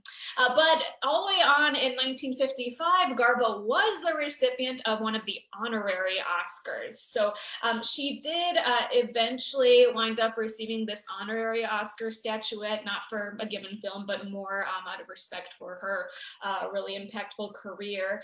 But interestingly, in true Garbo fashion, she did not bother to collect the statuette. It was actually sent to her Manhattan home where she was living at the time and left outside her door. And so I assume she claimed it, but it was never displayed in public and she never really talked about it. And again, I think in accordance with how Garbo operated. I think, as mentioned, she was someone who did want to keep her personal life personal and private, and that Hollywood side of life entirely separate. And so I think it's just interesting looking at her life as she continued on outside of the film industry, just looking at these pictures of her living in Manhattan, just walking around town in casual clothes, and just being very separate from that really glamorous Greta Garbo image all these years later. But I think in terms of her connection to the film industry, though, she was immensely talented. She certainly had a face that was memorable in front of the camera. And I think part of what really captured Hollywood's attention was how expressive she was with her eyes. I want to say it was Louis B. Mayer who was especially struck by how her eyes photographed. And just the fact that in these photo sessions and when she screen tested, she had these gorgeous long eyelashes that would even like cast a shadow with the right lighting. So definitely a gorgeous dramatic face that photographed so well. She was born in Stockholm, Sweden. She was Swedish and very, very proud and connected to that heritage, I think, throughout her life. She came to Hollywood not knowing a word of English, so immediately she started taking English lessons and had already made a mark in films as a silent film star, but of course, as sound gave way, that accent and needing to know how to speak English would become important in Hollywood. Thankfully, she was able to make that transition from silent to sound films, since not many stars were, especially ones with an accent. But Garbo overcame that, thankfully, and went on to give us so many beautiful films that we still talk about all these decades later, in some cases close to a century later. And they're still continuing to inspire artists, I think, and definitely entertain audiences all over the world across so many generations. So I do have Greta Garbo's Swedish meatballs. The recipe is on Hollywood Kitchen. Let me see if I can make that. I have a prettier picture that'll be sent over, but they turned out really well. Just really peeking through the recipe here. It was fairly easy to put together. It was a pound of ground beef, 2 tablespoons of minced onion, a teaspoon of salt, a little bit of pepper to taste, 1.5 cups of milk, 2 eggs, and the oddball ingredient for me, 4 cups of cornflakes that you would crush in the recipe. That was it for the meatballs themselves. You saute them in butter on the pan until they're done. There's also a separate recipe for the sauce itself, which is a combination of milk and butter in the same pan that the meatballs were cooked in. It was a little too rich for me, so I kind of opted out of that, and I went with some lingonberry jam instead, which paired really nicely with the Swedish meatballs. But otherwise, I might look up a different sauce recipe for them. However, all in all, yeah, they turned out really well, and I think they're a really nice way to celebrate Garbo and her heritage. And I did want to briefly mention too, I wrote an article in the past about Greta Garbo for my Hometowns to Hollywood blog, and she's someone who is renowned and celebrated the world over. There are busts and plaques in honor of her in Mexico and Italy, and certainly in Sweden. But one of my favorite tributes that I stumbled across in my research on her, and just knowing how private she was, is that there's a Greta Garbo statue in the midst of a forest in Sweden. So if you know where you're going, if you go hiking offbeat a little bit, there's this gorgeous just statue of her just sort of lounging in the woods, and people go over there, they decorate it with a hat and a scarf in the winter, or give her sunglasses in the summer. But I think that suits the Garbo mystique quite nicely. I think she'd love to be kind of away from it all in the woods in Sweden one day, and she's, I believe, at rest in Sweden. Well, one thing I really have enjoyed. You go to Europe next year because you couldn't go this year. You got to go to Sweden, and you got to get a picture of that Garbo in the forest, okay? Yes. Can you do that, Danny? I just read that the European Union is opening up travel to vaccinated Americans now. Yeah, yes, I'm looking for that Greta Garbo statue for sure.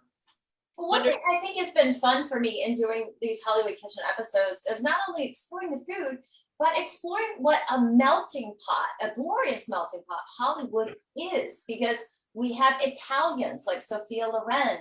There was a huge Swedish contingent in Hollywood. Director Victor Schiström, I'm probably mispronouncing that, but Lars Hansen, the amount of Swedes that were influxed into Hollywood. We talked about the Canadian influence in Hollywood. Valentino, another Italian. I mean, there's so many people from all around the globe that brought their incredible talent and their artistry, but also their food. And I think that is such a fun aspect to explore about Hollywood Kitchen, and just about the sheer volume of diversity from around the world that's really created the movies that we have, created the food, created Los Angeles. You know, I think that's something that is really, really endlessly interesting to look into. Annette, did her honorary Oscar ever pop up after her death, or is that just lost, or someone in the family has it? Not that I know of. I'm not sure about that. I'll need to do some digging on that and see what became of it. I'm curious. Wow. Do you have a Garbo favorite film? Why did you pick her recipe to do? Well, gosh, yeah, it's hard to pick a favorite Garbo film for me. I think the one that I probably turn to the most is Grand Hotel. I think she's just exceptionally wonderful in it. And fairly recently I saw The Kiss. I think that's one of her silents. And I'm relatively new to her silent film work, but oh my God, she was a phenomenal silent screen star too. If we didn't even have her talking films, I mean, she would still be a legend, I think. So that's, I think, part of it. And I've always been sort of intrigued by her her image, the image that she controlled so much, I think, and really respected throughout her life. But yeah, as far as the cuisine too, I'm a Polish descent, so I love delving into like other European recipes and also just food from a variety of cultures too. I love Swedish meatballs. This is not my first time having them, but definitely my first time making them. So I was eager to try out a recipe, let alone Greta Garbo. So I'm very pleased with the result, and I can definitely see myself making these again. I had a question. Does the cornflake give it a real kind of crunchy texture when you bite into it? You would think so, but no, I think once they cook, it kind of softens. I think the issue I had initially was like trying to get them to keep their round shape as I was sauteing them. They sort of flanned a little bit. But I think in part it's because of how much milk was asked for in the recipe. I think the cornflakes are there to kind of give it some shape. In the future, maybe think about using some flour or breadcrumbs or something else to make it a little sturdier. But yeah, I think that the cornflakes were there to give it shape, and they do soften while you cook. You could have used it's somewhat similar to making meatloaf, you know, in that it helps to bind it. That's what the cornflakes were going to do. They're that bread product that helps bind it. I'm shocked to hear cornflakes with Garbo. I'm shocked to hear cornflakes with Sweden, but you know, Right. Okay. I'll It say could that- have been a publicist recipe, who knows? I have some recipes that I've inherited from my family that date back to the 30s and early 40s. And lots of times cereal would be used as a substitute for breadcrumbs. So I have a meatloaf recipe, a meatball recipe as well. So I think that might have just been perhaps a sign of the times. Also, too, you know, it wasn't as expensive. You know, it was something that you could use. You know, you could have for breakfast and then throw a handful in to, you know, crunch something up. Not that Garbo had to. Not that Garbo was really, you know, pinching the pennies. Yeah, but if the cereal got stale or something, that's a great way to use it. Exactly. Yeah. In terms of Garbo Silence, was anyone at that amazing screening? It might have been the last festival of A Woman of Affairs. Oh, yes. That was my favorite film of the entire festival. It totally blew me away. She was amazing. If you haven't seen that, I'm sure you've seen that, Annette. Yeah, another beautiful film. Yeah, truly, her silent career is something to delve into. I think a lot of us overlook that. There's a lot of gems there. At the festival, I totally forgone, I'm not sure the right English with that. I totally missed one block of screening to wait online for A Woman of Affairs. I was like, I've got to see. I used to, you know, I'm older really than everybody here. And in the 70s in New York, there were a lot of repertory theaters. And I saw a lot of old movies on the big screen, not like my father in my father's day, but in the 70s, New York City had a lot of repertory theaters. And I must have seen about 6 Garbo movies on screen as though, you know, this was the 1930s. So I saw her big, I saw her silent, I saw her lashes, I saw her do nothing and everything. And I was at that screening, and that was unreal. Teresa, I will bet we were probably in the same theater. My first trip to New York was in 1981, and the Regency was still the Regency. And the 3 weeks I stayed in New York that trip, they were having a combination Ingrid Bergman Greta Garbo Film Festival at the Regency. And when I wasn't going to the opera, I was going to the movies. And I will bet we were in the same theater. I've heard that. And you mentioning the Regency, that is real. Someone mentioned WPIX and I was like, Channel 11. And now you're mentioning the Regency. So we got to talk. We'll talk after. I mean, crazy. One of the other great experiences I went to there was my first ever viewing of Brief Encounter, which has nothing to do with any of this, but was at the Thalia. The Thalia on 95th and Broadway. Donna, we freaking out, gotta talk. Oh my God. The Thalia and the symphony, which was around the, okay. Yes, Garbo was very great. Oh my God. Wow. Can appreciate her lashes. I just noticed them really in this photo. Like, really? Come on. Like, I need my No, lashes. really. To do this. Back in the 70s, again, I was reading some books on Garbo, and they said, you know, without social media, she literally was the most famous woman on the planet.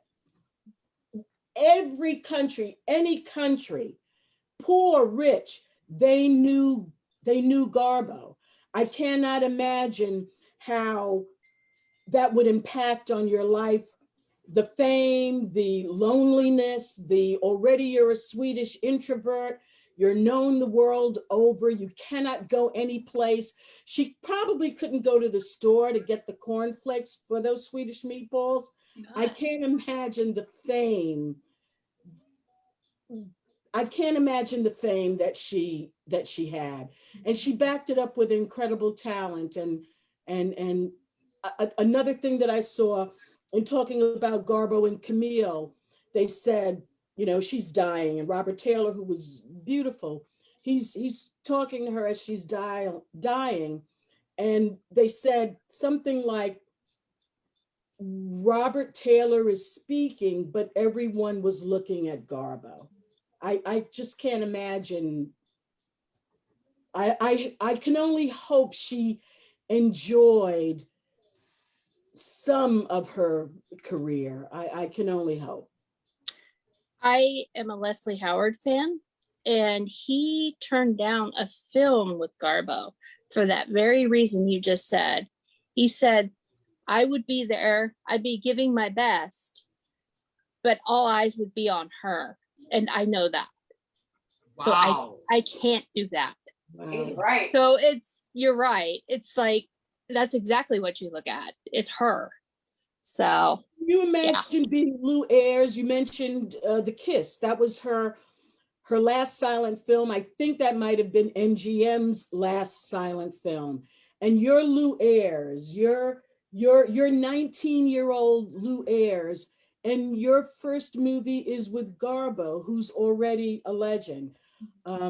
It's just crazy to ponder all of this classic film stuff. Norma Shearer, Shirley Temple. You're a little kid.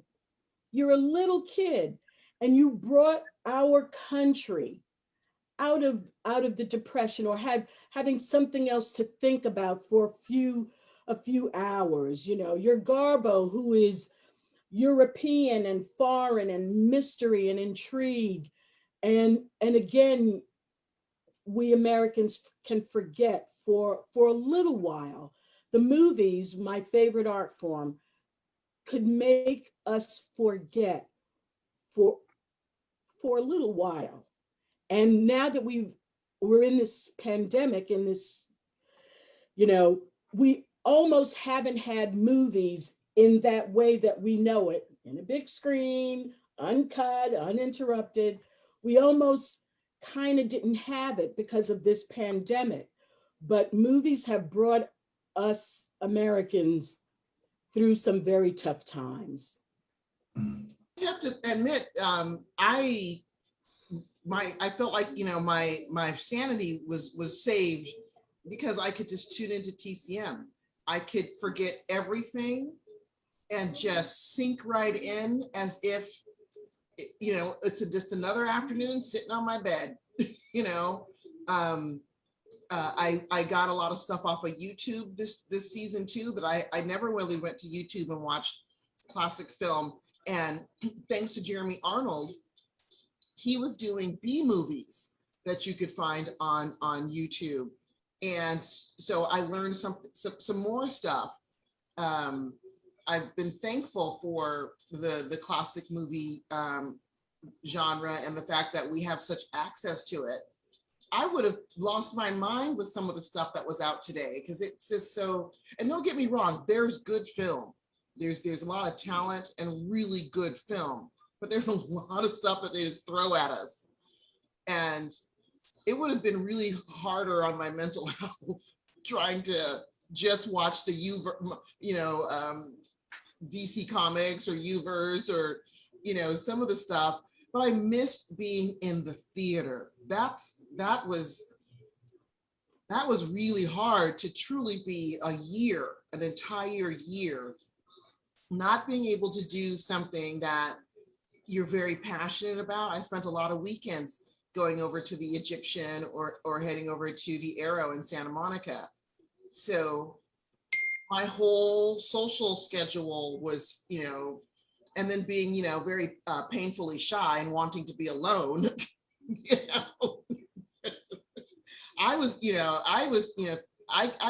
TCM has been on my TV. It's pretty much 24/7, so it's been a saving grace for me. And then the fact that, we have this opportunity to see each other via this Zoom thing, I look at Anne Frank and go, I bow down to you even more so, because, at least we could go take a walk and, be entertained, but didn't have none of that. The voice in my head is tired of my voice. I can tell you that much. Well, the beauty of Zoom too, even if in-person events were possible, we couldn't, unless we could all fly in to meet each other, it would be hard. But this way, we've got New York represented, Germany, San Francisco, Rio Vista, Indiana. Like, I just love that. It's just, I think food and movies have such a unifying power.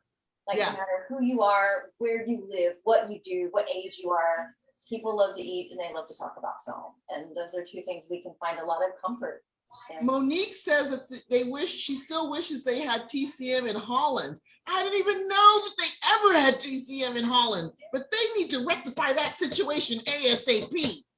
I agree. Who do we need to call? Every place in the world should have TCM for sure. The world should have TCM.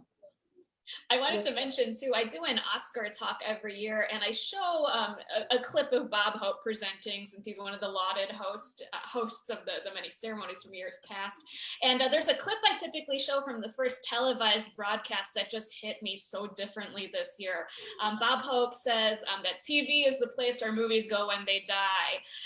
For now with TV, you can go to church from your living room, see a show from your living room, do all this without ever leaving the house. And I was thinking, oh my God.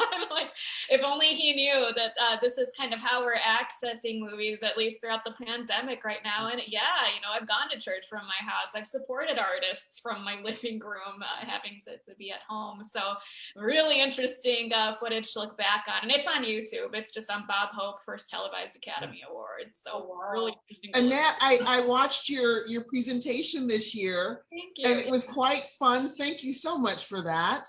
I appreciate it. Thank you. Well, next up, we are going to have Miss Laura Stoker of the Ava Gardner Museum in North Carolina. I have gone to the well multiple times for Ava already on Hollywood Kitchen, and I will continue to do so because there are so many good recipes, and Ava is just like the gift that never stops giving. Because she's a Southerner. Southerners can put they know how to put their foot in it. That's what I've heard. That's right. That's right. Well, it's fun that I'm going after Garbo, because Ava, of course, was someone who also had issues with her accent when she arrived in Hollywood. I always joke. I joked last time when I was on with Carrie, hopefully everyone can understand me. I have an accent probably close to what Ava sounded like, because we're from the same area. So if you want a taste of that pre-MGM, tweaking of her voice, this might be close to it.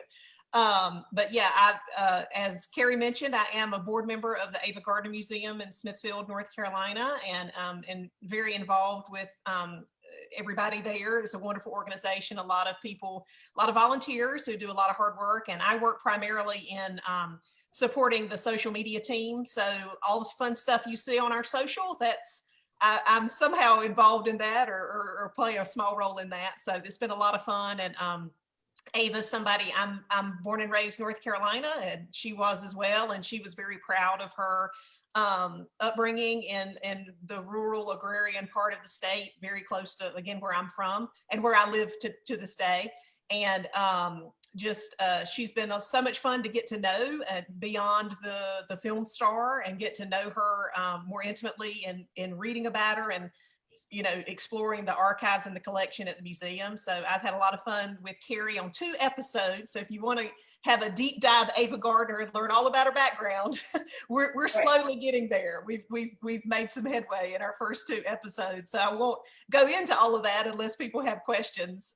We'll keep doing more. So yeah, exactly. So I did want to share the recipe that I decided to make today, or make earlier this morning, was Ava Gardner's candy yam recipe. It's not technically her recipe, but she loved to cook, and her family loved to cook. And there's a lot of recipes that the museum has in their collection that were handed down from her mother, Molly Gardner, who was an known they say she was the best cook in the county.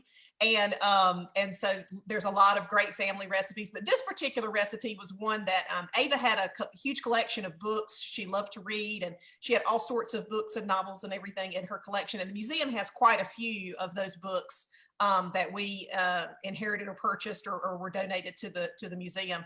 And we have quite a few of her cookbooks, and they have gone through the cookbooks over the years and found pages that she would dog ear, or handwritten notes where she would make comments about the recipes and that sort of thing. And this recipe was one that she had dog eared, and all indications that she liked to make it. It is called a baked candy yam recipe. Yams are a little hard to get, and if people don't know, there is a difference between a sweet potato and a yam. Yams are common. Sometimes sweet potatoes are called yams in the States, but yams are actually more of fibrous, kind of like a yucca root, that kind of vegetable. And a sweet potato, there's lots of variations of sweet potatoes, but by and large, they are more akin to a potato, like you think of a potato, but they're a little firmer. They're not as stringy as a yam, but they're sweeter, and they're covering, which I'll show you one. Here's one. Isn't it a beaut? Sweet potato. Their skin is not as thick as it is on a yam. So those are just a few of the differences. But sweet potatoes, which is a neat little fact, North Carolina produces 40% of all the sweet potatoes in the world.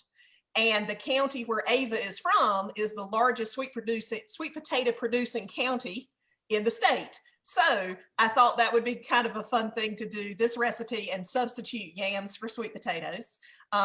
Each year, the town of Smithfield, where Ava is from, has a festival called the Ham and Yam Festival. So they celebrate both kind of country ham and sweet potatoes. So it's a fun little thing. So I thought that was neat. And also, Ava was nominated for an Oscar only once for the film Mogambo, and it was filmed started in mid-November and wrapped kind of in early January, and she spent Thanksgiving and Christmas in Africa filming this movie. Her then husband, Frank Sinatra, came over and visited. They had a big meal and everything. Actually, the Sinatras cooked it, which was neat. But I thought this was a really appropriate dish because this is very much a dish that could be served at the holidays.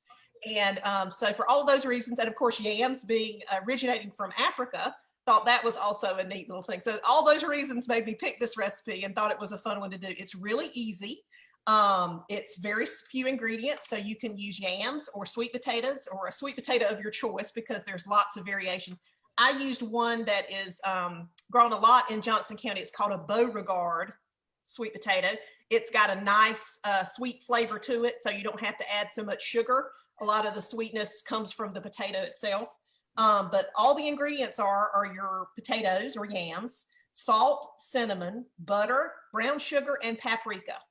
And what you do is super easy. And I was a little skeptical. I mean, I've grown up in North Carolina and had yams at every family meal. Sweet potatoes, baked sweet potatoes or sweet potato pie, all of that. It's very commonplace. So I was a little skeptical having the paprika in this, and I didn't know how, and I love paprika in general, but I didn't know how that would taste in this recipe. But it's very easy. You slice your potatoes. The recipe calls for you to slice them long ways, but because of the size of my dish, I cut them this way. So you skin and slice your sweet potato.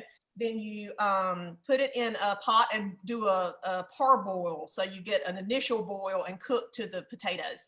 Then you just take a baking dish and you layer. You do a layer of the potatoes. You do your seasoning of salt, cinnamon, brown sugar, and paprika, and then just little dabs of butter. And then you just keep layering it almost like you're making scalloped potatoes. And then you add half a cup of water to the dish and you bake it, and you cover it and bake it for 30 minutes. You take it out, sprinkle a little bit more sugar on the top, and put it back in for about 10 to 15, just to kind of brulee the top a little bit almost, and then bring it out and serve it. And here is my finished dish. Look at that. And I'll tell you, it's tasty. It's one I will make again because it's not super sweet like a lot of the sweet potato casseroles and sweet potato pies and stuff that I typically have. This is a little more savory, but it's got a nice sweet note to it. So yeah, real easy. So that's my dish. And then just, I don't know if anyone has any questions or wants to talk about my gumbo. I know Teresa claps, so she's a fan. Ava, let me tell you, I got a chance to write for TCM. They have a Tumblr site, and I wrote something on Ava or 7 Days in May. And I've seen this particular movie on TV, but in New York, there's a, gosh, the movie theater is coming out of my head now. It's on 12th Street in Manhattan, and they were showing Pandora and the Flying Dutchman. And I took my father, my father saw, as he tells me, I saw these movies when they came out, Terry. I know these movies. Okay. So I took my father to see Pandora and the Flying Dutchman. He never reacts to anything. He's very stoic. He's 1927. They don't, and they have this shot of Ava turning around or something, which is unreal. And I heard my father say, Jesus.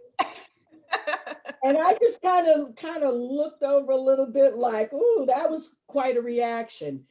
She in Pandora and the Flying Dutchman, the cinematographer must have loved her. She's never looked more ravishing in her life, in her career. Yeah, he and Jack, she worked with Jack Cardiff in that, and then subsequently worked with him again in The Barefoot Contessa. And they did have a wonderful rapport for the rest of Ava's life. And he spoke very highly of her, but yeah, he loved her. But in particular in that film, Albert Lewin, the director, loved Ava, and Jack is quoted as saying something along the lines of, I kept having to take close-ups of her. Albert Lewin kept wanting more and more close-ups of her, and you can understand why. She's stunning in that. That came out in 51. Magamba, 51 was a real banner year for her. We think of her as, her big career, kind of what propelled her to success was The Killers and, in 46, but it took until she was not in Technicolor until 51, which is insane, because when you think of Ava in your head, you think of her in Technicolor glory, green eyes, brown, just that beautiful dark brown hair and all. But 51 was Showboat, the 1-2 punch of Showboat and Pandora and the Flying Dutchman. This came out, Magambo was 53. And she had 2 other chances to work with Clark Gable, worked with him in The Hucksters, and then worked with him in the previous year in Lone Star.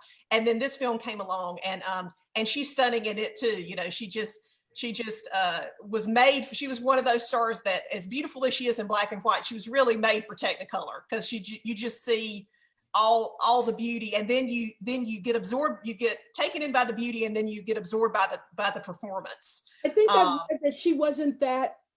She didn't quite think she could act, but the movie that she did with Stuart Granger, and I'm sorry, maybe it was that one Daiquiri, I'm forgetting. The movie she did with Stuart Granger, she's half Indian, half white.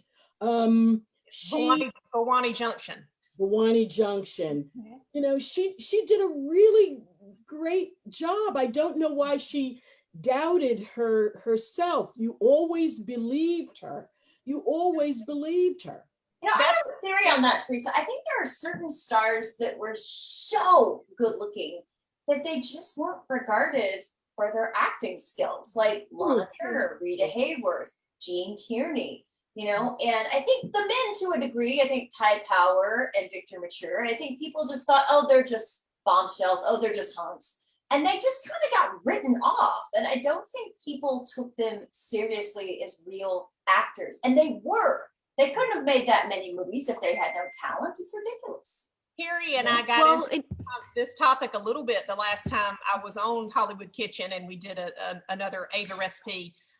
You know, when Ava came to Hollywood, she was a teenager. And in her first screen test, the person directing the test couldn't understand her accent, which I know what that feels like a lot of times, but they couldn't understand her. So they did her screen test they did a silent test. And then she got to Hollywood and they tried to make her look like an MGM star. They tried to fill in the dimple in her chin and wanted to pluck her eyebrows and wanted to do her makeup in a more, kind of dramatic way that was signature to MGM at that time. And I feel like all of that, that happening at such a young age really kind of eroded confidence in her. She was confident in a lot of ways, but in that particular environment and that getting that criticism so early, and then, you know, she was stuck in kind of bit parts for about 5 years before she, you know, did Whistle Stop and the Killers, and that got her on. And then, you know, it would have been interesting to see how she would have reacted if she had won an Oscar for Mogambo. She was nominated for 3 BAFTAs. She was nominated for a Golden Globe for The Night of Iguana. So she had accolades, and she was always a fan favorite. You know, she was always winning a Picture Goer Award or all of those sorts of things. But yeah, she just always had some insecurity about her ability, and it's unfortunate because, you know, one of the things that resonates with me watching her films now is that her performances are very natural. They do seem very understated, and there's a lot under the surface of what she's portraying, and you can tell she really connected with a lot of those characters, especially in the 50s when she was just making, you know, Stoves of Kilimanjaro, Barefoot Contessa, all of these great films, and you could see that she was really developing as an actress, but she really kind of had to do it on her own. I mean, other than having a good director here or there that kind of helped shape her performance or give her some insight, she really had to find that connection on her own, and I think she did, and I think her films really hold up. Not that all stars don't, but hers in particular have kind of just a modern flavor to them in the way she interprets her characters. One little fun tidbit about this movie, and I forgot to mention it when I started, but when she was a little girl, she loved going to the movies. And her family, you know, she was born in 22. Her family there was a farming family, and then they had some financial issues when the Depression hit. Prior to the Depression in our part of North Carolina, her father grew cotton. There was a influx of the boll weevil, and that caused the cotton crop, several years of bad cotton crops. So they had financial issues with that. And then the Depression hit. So they didn't have a lot of money growing up, but they were like most families were at that time in this part of North Carolina. And ultimately though, they would save money and go to the movies. And she loved going to the movies with her mom in particular. And her mom's favorite star was Clark Gable. And she saw Red Dust in 1932 in Smithfield with her mom. And she said later that day or sometime subsequently, I want to be a movie star one day and be in a movie with Clark Gable. And then 21 years later, she's in the remake of Red Dust, which is Mogambo, which I think is just a really cool story and kind of a neat, you know, synergy of the path her life took, which she would have never imagined, you know, other than that little moment, that little dream, she could have never imagined that her life would take her to that point, you know. So I think that's really cool. The PCM interstitial where they show a moment in Mogambo. I think she's smoking a cigarette on a veranda, and she's hurt. You know, Grace Kelly, gorgeous, blonde, beautiful, but Ava. And she's smoking a cigarette on the veranda, you know. Sweet Miranda. And our love. It's a great moment. And if Ava sounded like you Your accent is enchanting. And you know who you look like? You look like the actress, you know, Lois Smith. Uh-huh. You remind, maybe, I don't know, you're little, and again, I can't see clearly, but you remind me of actress Lois Smith. Thank you. I'll take it. I'll take it. Beth, did you have something you wanted to say a minute ago? Oh, I did, but I kind of feel like the conversation has moved on, but I guess I Oh, can no, say no. it. I think we can't discount the fact with Ava and her confidence or her lack of confidence in her abilities, to think about what was affirmed to her. So when you have somebody who's so beautiful like her and who's a woman, and society will constantly tell her that she's appreciated for her beauty. So when you constantly get feedback about what you look like versus what you do or perform, I think that if you're already have that lack of confidence from being so criticized as a teenager, that it's a double whammy. You have that foundation in the past of all the heavy criticism, and then the only way you seem to have made it to some people is for what you look like. Vivian I Lee think you talked can- about that. She actually verbalized that she said that she feels like she's been hindered by what people perceive to be her looks, and that she was never able to play the parts that she wanted to play and the parts that she maybe was able to play on stage because people were so focused on what she looked like. Mhm. And it was something that she really regretted. Do you remember Kim Novak saying that at the film festival too, that her parents would tell her to just say nothing and look pretty? So when she heard that from Cone and she heard that from Columbia, she was used to hearing that. Say nothing, just stand there and look pretty. And that's a hindrance that I suffer every day. I cannot tell you. It's a burden.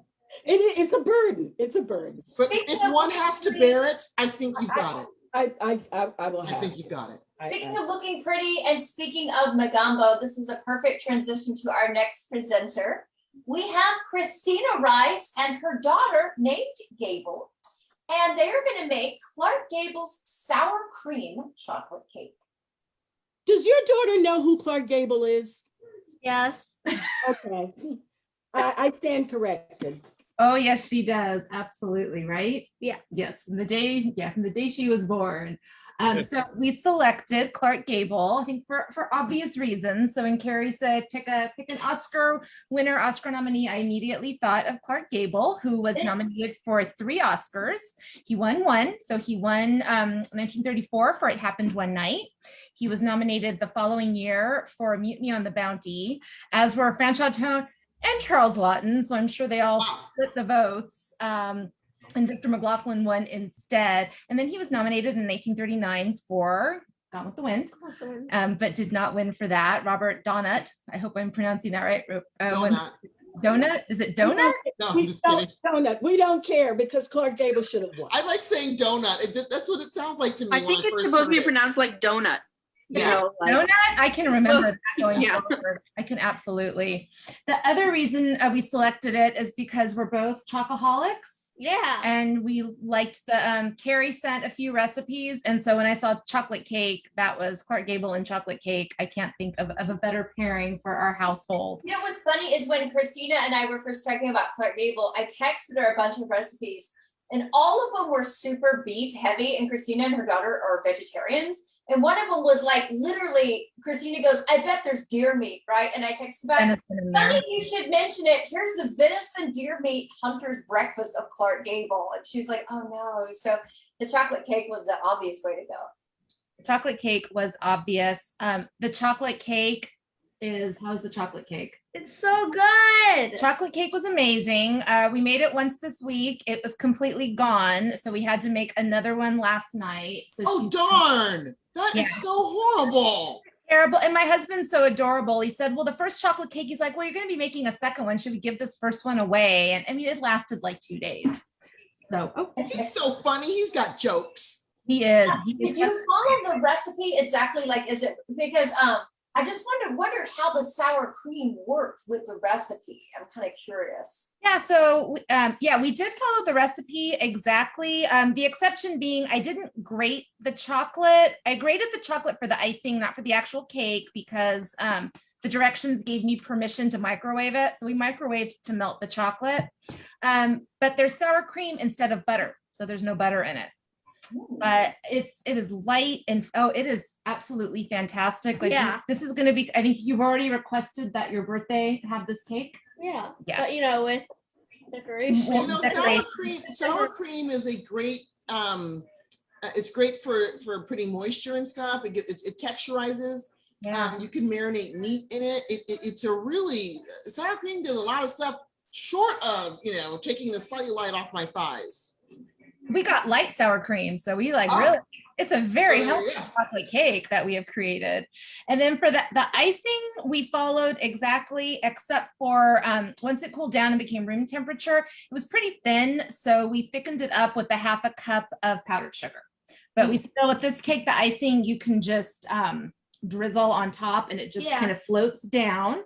So we have ready for our unveiling. Da-da-da-da-da! There we go. So there is Clark Gable's sour cream chocolate cake. That looks so good. I know. And you want Christina, I think at one point you gave me your address, but if you could just give it to me again. Come on down. I'm in the valley. Ain't gonna last long there, Ruth. So you better come over in about 15 minutes. I can get in the car now. I've been patiently waiting. I want to drive over too, but it may not be there by the time I get over. Be there, but yeah, it's lovely. You guys, it looks the potluck that we are going to have sometime in June when we're all vaccinated and beyond our 2 weeks. I'm not even going to go on a diet. I'm not even going to try talking about a diet. I'm waiting for this event. How is it, Gable? Good. Yeah, I do have, Darren did bring me some of his Norma Shearer Jello. That is in my fridge. I shall not be eating it, Darren. No offense. Darren just sent me a photo. I'm kind of worried we need to do an intervention because Darren is spreading Norma Shearer's Jello pineapple on bread with lunch meat, and Eric just had the sandwich. What do you think, Eric? It was actually really good on a sandwich. It was like a relish. Eric, I really, Eric, you and your tiki stuff, I was really beginning to think Eric's my guy. But now I'm regretting that choice. I think, yeah. Right there. Sorry.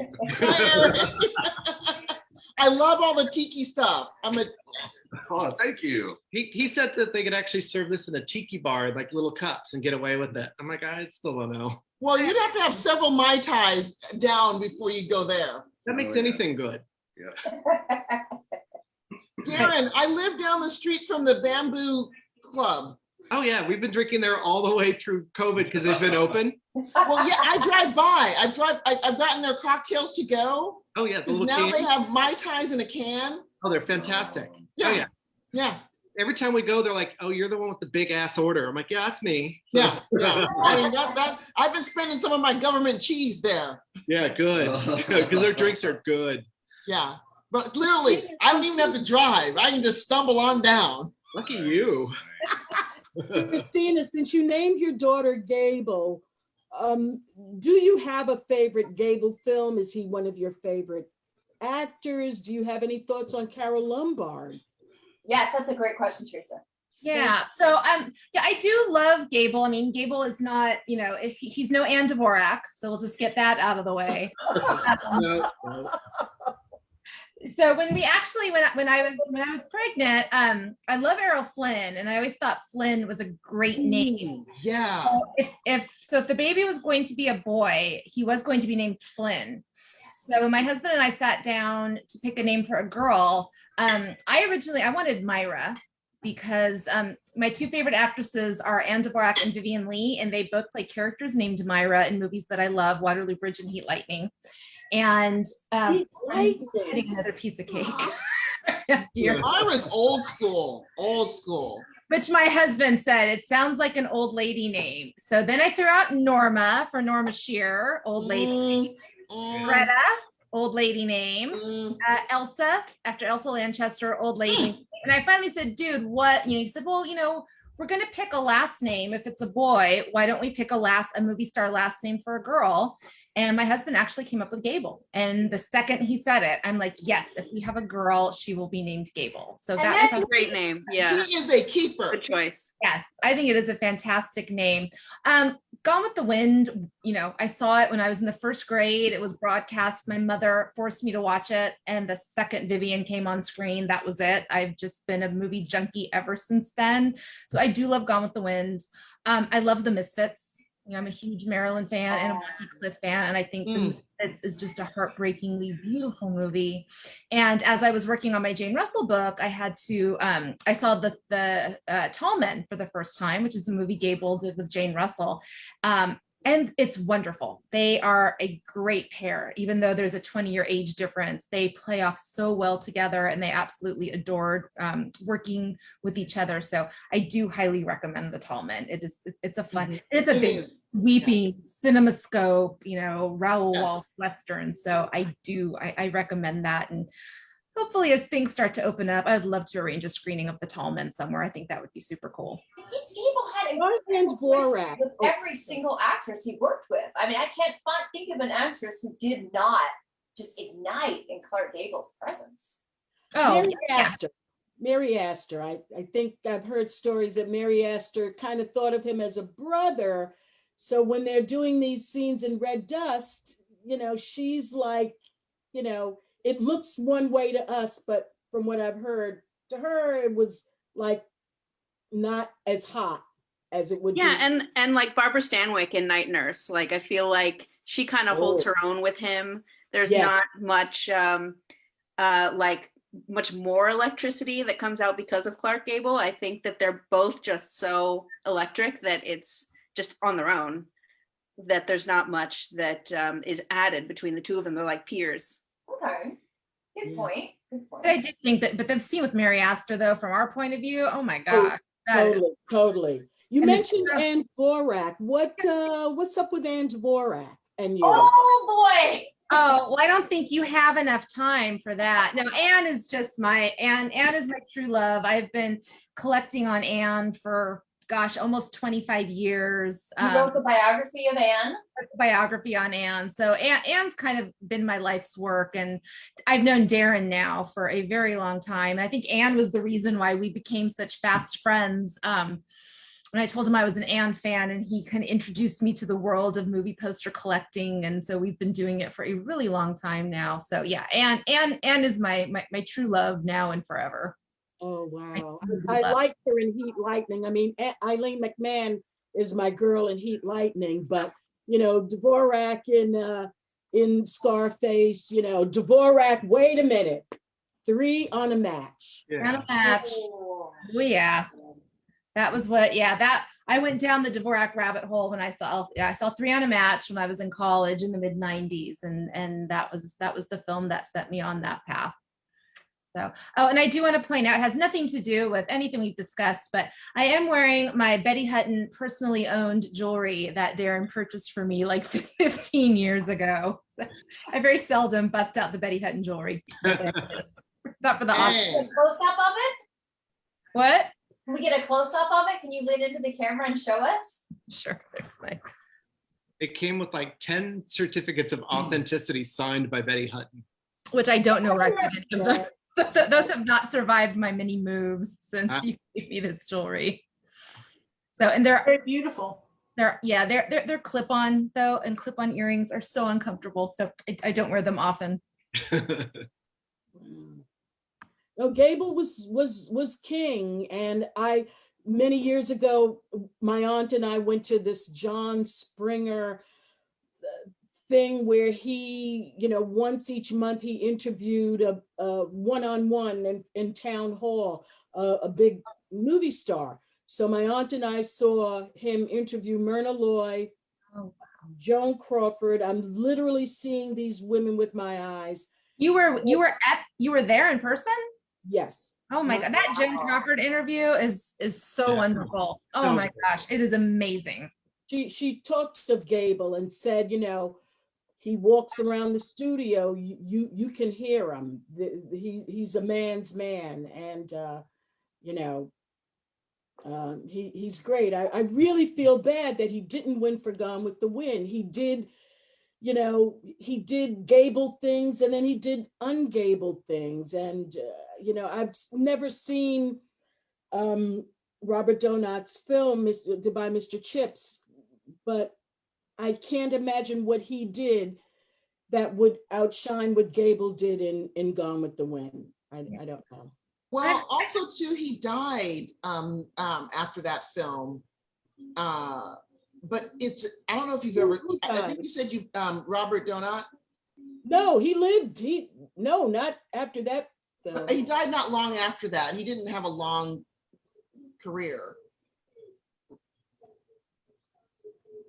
But I don't know if you've ever seen Mr. Chips, but it is, it breaks my heart every time. It's a beautiful, beautiful movie. I mean, it is just beautiful. I just. Well, that's the hard part about the Oscars. I mean, on one hand, I love it and enjoy it. But on the other hand, you're kind of comparing one performance to another, one artwork to another. And it's sort of hard to say this one's better than that one. In fact, Dustin Hoffman gave a really famous acceptance speech a long time ago.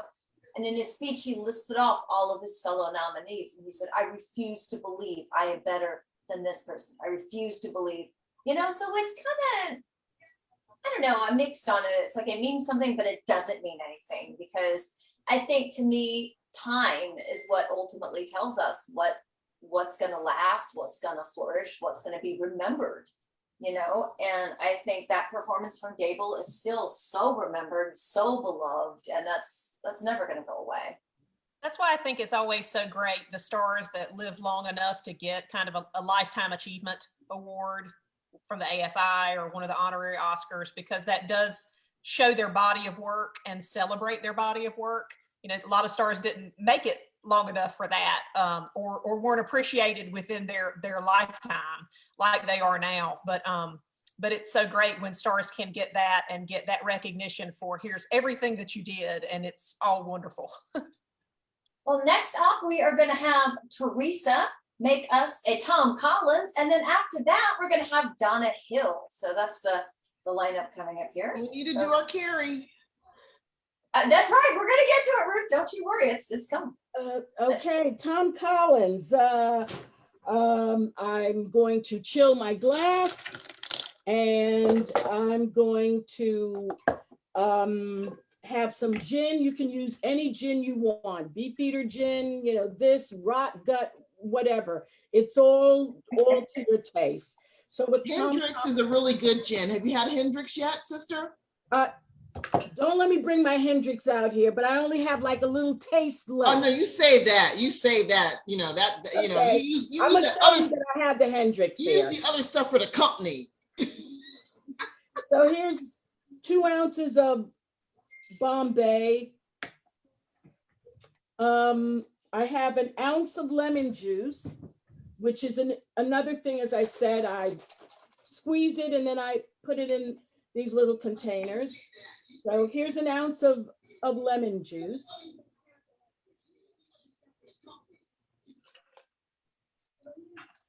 A half an ounce of simple syrup, but I tend to like things on the sweet side, so it might be maybe a little bit more than a half an ounce. So I'll put that in there. Okay, I did that. And I'm gonna shake. Let me put this ice in here. There's gonna be some club soda in there somewhere, so.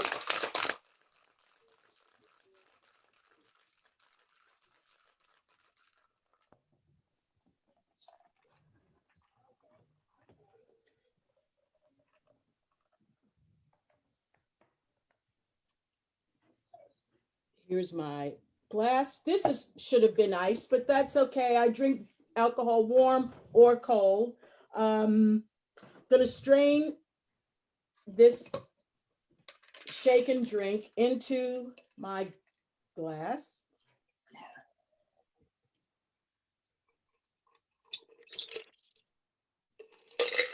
I shall And add. Teresa, what movies would you pair a Tom Collins cocktail with? Gone with the Wind.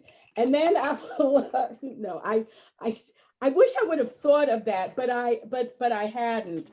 I'm going to add some club soda, recommended by Ruth Munsack, Fever Tree, which I may not be able to open. Fever Tree makes good tonic. They Yes. do a tonic that's from India, that from the back in the day tonic. Yeah. Fever Tree, ginger beer. Fever Tree is to me is your best mixer. Ah, okay. Let me just get my opener here. For those of you who are, not versed on the whole alcohol thing, I'm here to help. Thank you. Have that. My lovely assistant here. Excuse me, folks, that I'm not so professional with this. They say you pour, you top it off. You top off your drink with some soda. So I have some club soda here. And they recommend a lemon. So I have my lemon, and they do recommend cherry. This is the Hendrix, Ruth, for later. Yes, I got you, sister. I got you. Hey, and I was turned on to these Luxardo cherries, so I have that. And thanks to Kelly, who couldn't be with us today, she surprised me when I ran out, and Amazon packaged me Luxardo. So I thank her for that. So here's that. I have a bartender here in Long Beach at the Blonde Donkey who turned me onto these a couple years ago, and he initially gifted me my first jar of those. I can also recommend Rex cherries. Rex cherries. They're very good. They are on par with the Luxardos if you can't find Luxardos. I will have to ask. I'll look that up. Yeah. This, ladies and gentlemen, though I don't know what I would pair this with, this is your Tom Collins, and I say cheers. Cheers. Would anybody else like to take a shot at pairing Tom Collins with a movie? Well, I think that there's a story that Tom Collins, one of its possible origins is from St. Louis. So maybe we should pair it with Meet Me in St. Louis. Okay. Well, I would definitely say that it has the era of like the Thin Man to me of detective movies where they would order Tom Collins. My very first classic cocktail was a vodka gimlet because I heard it in a movie. So then I went to a bar at one point and someone said, "What do you want to drink?" And I was, my early 20s, I was not versed on cocktails. And so I said a vodka gimlet. Turns out I really liked it. I've been drinking vodka gimlets for the last like 30 years. I love them. But I've just graduated to the gin and tonic after I was in Berlin 2 years ago, one summer, and they were having gin and tonics everywhere with the pink gin and all that stuff, and I just went down a rabbit hole. Benjamin, what's up with pink gin in Berlin? Is that a very popular local thing? It is, absolutely. It's quite, gin tonic is quite fashionable. You can get it everywhere, and yes, it's very much, nearly what everywhere. gin would you use in Germany, in Berlin? What gin would be used there? Oh, it's very, very different. I think it comes from England. Is it Gordon's, I think? Yes, it's Gordon's, and it's a pink gin. I have a high school friend of mine lives in the UK, and he always is having a drink with the pink gin in it. And they put berries. It's very herbaceous. I don't know. I just love it. I really do. Yes. I gotta say something. Is that Hoagie Annette? Oh my goodness. Is that the puppy? Hoagie. Oh. Okay, guys, I have my camera off right now because I have something to show you as well. Look. Oh. Yeah, this is very needy pet right now. Yes, we have needy pets at the moment. Oh no. Yes. Laura, I saw your cat coming down the stairs when you were talking. Oh, really? This Yeah. is Ranger. Coming down the stairs? Oh, Yeah. Laura. Oh, okay. Yeah. Laura Stoker. Yeah. Oh, okay. That's not Tavarik, is No, it? this is Pascal. Pascal, okay. Yeah.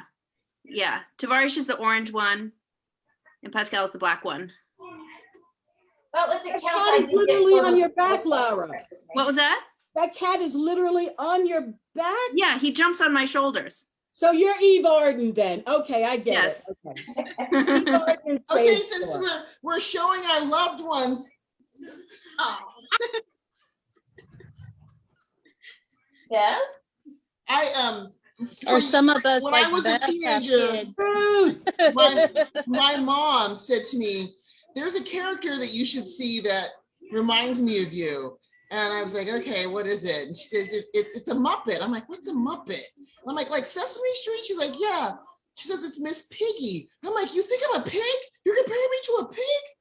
Well, once I met Miss Piggy, I have gone down the piggy rabbit hole, and Danny Miller knows because I covet his profile picture of his interview with Miss Piggy. There's no truth to the rumor. We're just good friends. Okay, because Kermie would come after you if you were. Yeah, and Miss Piggy actually ran for president one year. There were Miss Piggy for president signs in like '86 or something like that. So there's that. I love animals so much. It just really is fun to see them. And you have close-up. I do. In fact, while we've been on the Zoom, I pretty much have different friends or people that visit the cemetery every day. So if I can't be there daily, I get my daily updates of close-ups, photos, and activities. So close-up is currently sleeping on a headstone as we speak. Close-up is on Instagram. It's quite the following. Yes. In fact, I did a night tour last night. Close-up pranced up and down the wall in front of Fairbanks like his own personal catwalk. And then he'd never done this before. We went into the mausoleum. He jumped up right on the little niche right beside Peter Lorre and posed right beside the photo of Peter Lorre from Mad Love. I was like, just when I think that cat could not be more awesome, he does something increasingly awesome like every single week. It's the He's a funniest ham. thing. He is a superstar and he knows it 100%. And speaking of superstars, we have a really rare, obscure one for our next presentation that many people who's not on their radar. So I was really happy when Donna suggested Oscar winner George Arliss and his Green Goddess salad dressing. Well, not his. It was created in honor. When he, I always like to find things that are local hometown, cinema related. And this is sort of, since he ended up making a film as well. But George Arliss was appearing in San Francisco in 1923 and staying at the Palace Hotel. And at a banquet one evening, the chef of the Palace Hotel, Philip Romer, created a dish or a salad called Green Goddess. And I grew up loving that salad dressing, although at that point I had never had it where it was homemade. And it's still served to this day in the garden court of the palace. It's served with a Dungeness crab salad, although they don't use tarragon in it, which I think is criminal because that is a total ingredient that should be in there. So the recipe that was online at the palace's website is slightly outdated and it may not even be there anymore. I pulled my recipe from this book, which is called A Cook's Tour of San Francisco from 1963. Most of the restaurants listed in here are long gone, including the restaurant that offered this recipe. Yeah, I adjusted it to 1 for size because it was huge, starting with 3 cups of mayonnaise. So I had mine for lunch, which you may have seen in our messenger chat. So here's the dressing, much smaller than 3 cups of mayonnaise. So in any case, it was served at a banquet. I'm not sure if Arliss was there, but it was named after the play that he was appearing in, which was The Green Goddess. He toured the country in this play.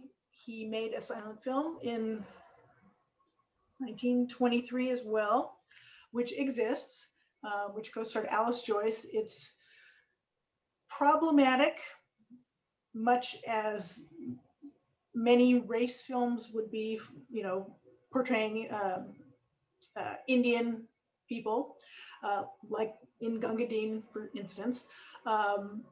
He was nominated for an Academy Award in the talkie remake in 1930. He lost for that film and won for Disraeli instead, but he was nominated twice that same year. The film is a hoot. The talkie is a hoot, but again, it's very racially insensitive and problematic. What I love about Arliss, two things. One, he was a vegetarian, and one of his famous quotes is, "I will never eat anything that I can pat." And secondly, as an actor on stage, his gestation period was quite long, where he played small parts. And then in 1901, he came to the US. He was touring with Mrs. Patrick Campbell, and he intended only to stay a year. He stayed 20. And in that time, he became a superstar on stage, then made, I think, 6 silent films, both The Green Goddess and Disraeli he remade again in the talkie era. But what I love about seeing him on film is he was very, very restrained. You would think that most stage performers, and often they were caricatured as such, to be, you know, over the top, Del Sartien, and he was not. And you might also think he was stuffy, because by the time he became a star in films from 1929 to early 30s, that he would be stagey and dull, and he's not. He's quite fun. I particularly love his comedies, although he's well famed for the costume dramas like Cardinal Richelieu and Disraeli. But it's the small films that he did at Warner Brothers, like The Working Man and The Millionaire, which are utterly charming. And he's a performer that I just love a lot. And then he made his last film in 1937, I think, and then finally retired or went back on stage. I'm fuzzy. But in any case, he's a performer that always satisfies. I like him a lot. And so I thought I would do the Green Goddess dressing, and Carrie, I'm sure, will post the picture that I sent. Yes. Which, and I can say it was delicious. I hadn't had it in quite some time.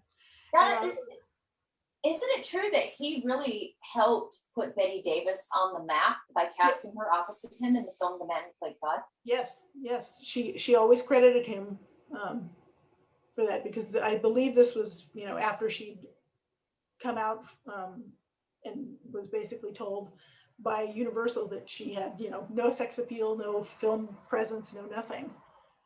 And he saw her and he cast her. And she was always grateful for that. So we have George Arliss to thank for Betty Davis. Wow. Donna, what is the name of the film, Donna, that Arliss did? I keep thinking of him as Mr. George Arliss, that he did where he pretended, was he making shoes and he pretended to be just like a worker? You might be thinking of The Millionaire, and or The Working Man, which I haven't seen. But The Millionaire, he is a wealthy man, much like Dodsworth, runs a company and is retired because of his health. And he's sent out to California. And this is also Jimmy Cagney's first film appearance.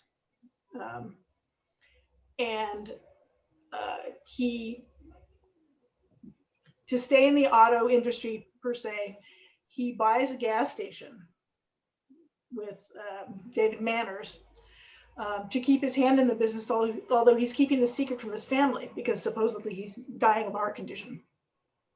And does this sound at all familiar to you? It does. I remember does it have something to do with shoes? Was he okay? No. Might be The Working Man. Let me take a look. Did he do a movie where Betty Davis and her brother were spoiled brats, and he was They had a shoe company. I saw this at the UCLA Film Archive. I know what you're talking about. Oh shoot, I can't remember the name of it, but yes. Okay, I'm not drunk. I'm not crazy. No, you're not. You're not. At least not crazy. Well, Yeah, because it's not The Man Who Played God, because The Man Who Played God was remade as Sincerely Yours with Liberace. wow. Wow. Okay. Let me see. I think it's The Working Man. The Working Man. Okay. That sounds right. I'm remembering that because, as Donna said, you know, I might have had the impression of Arliss as being stuffy and a stage actor, but he was very humorous in this movie, and he sounded like, I always thought Walter Houston was a very natural sounding actor.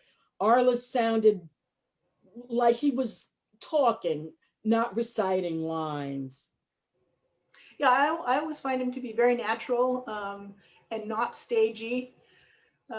And my underlying love of him is the humor that is underneath most of his performances.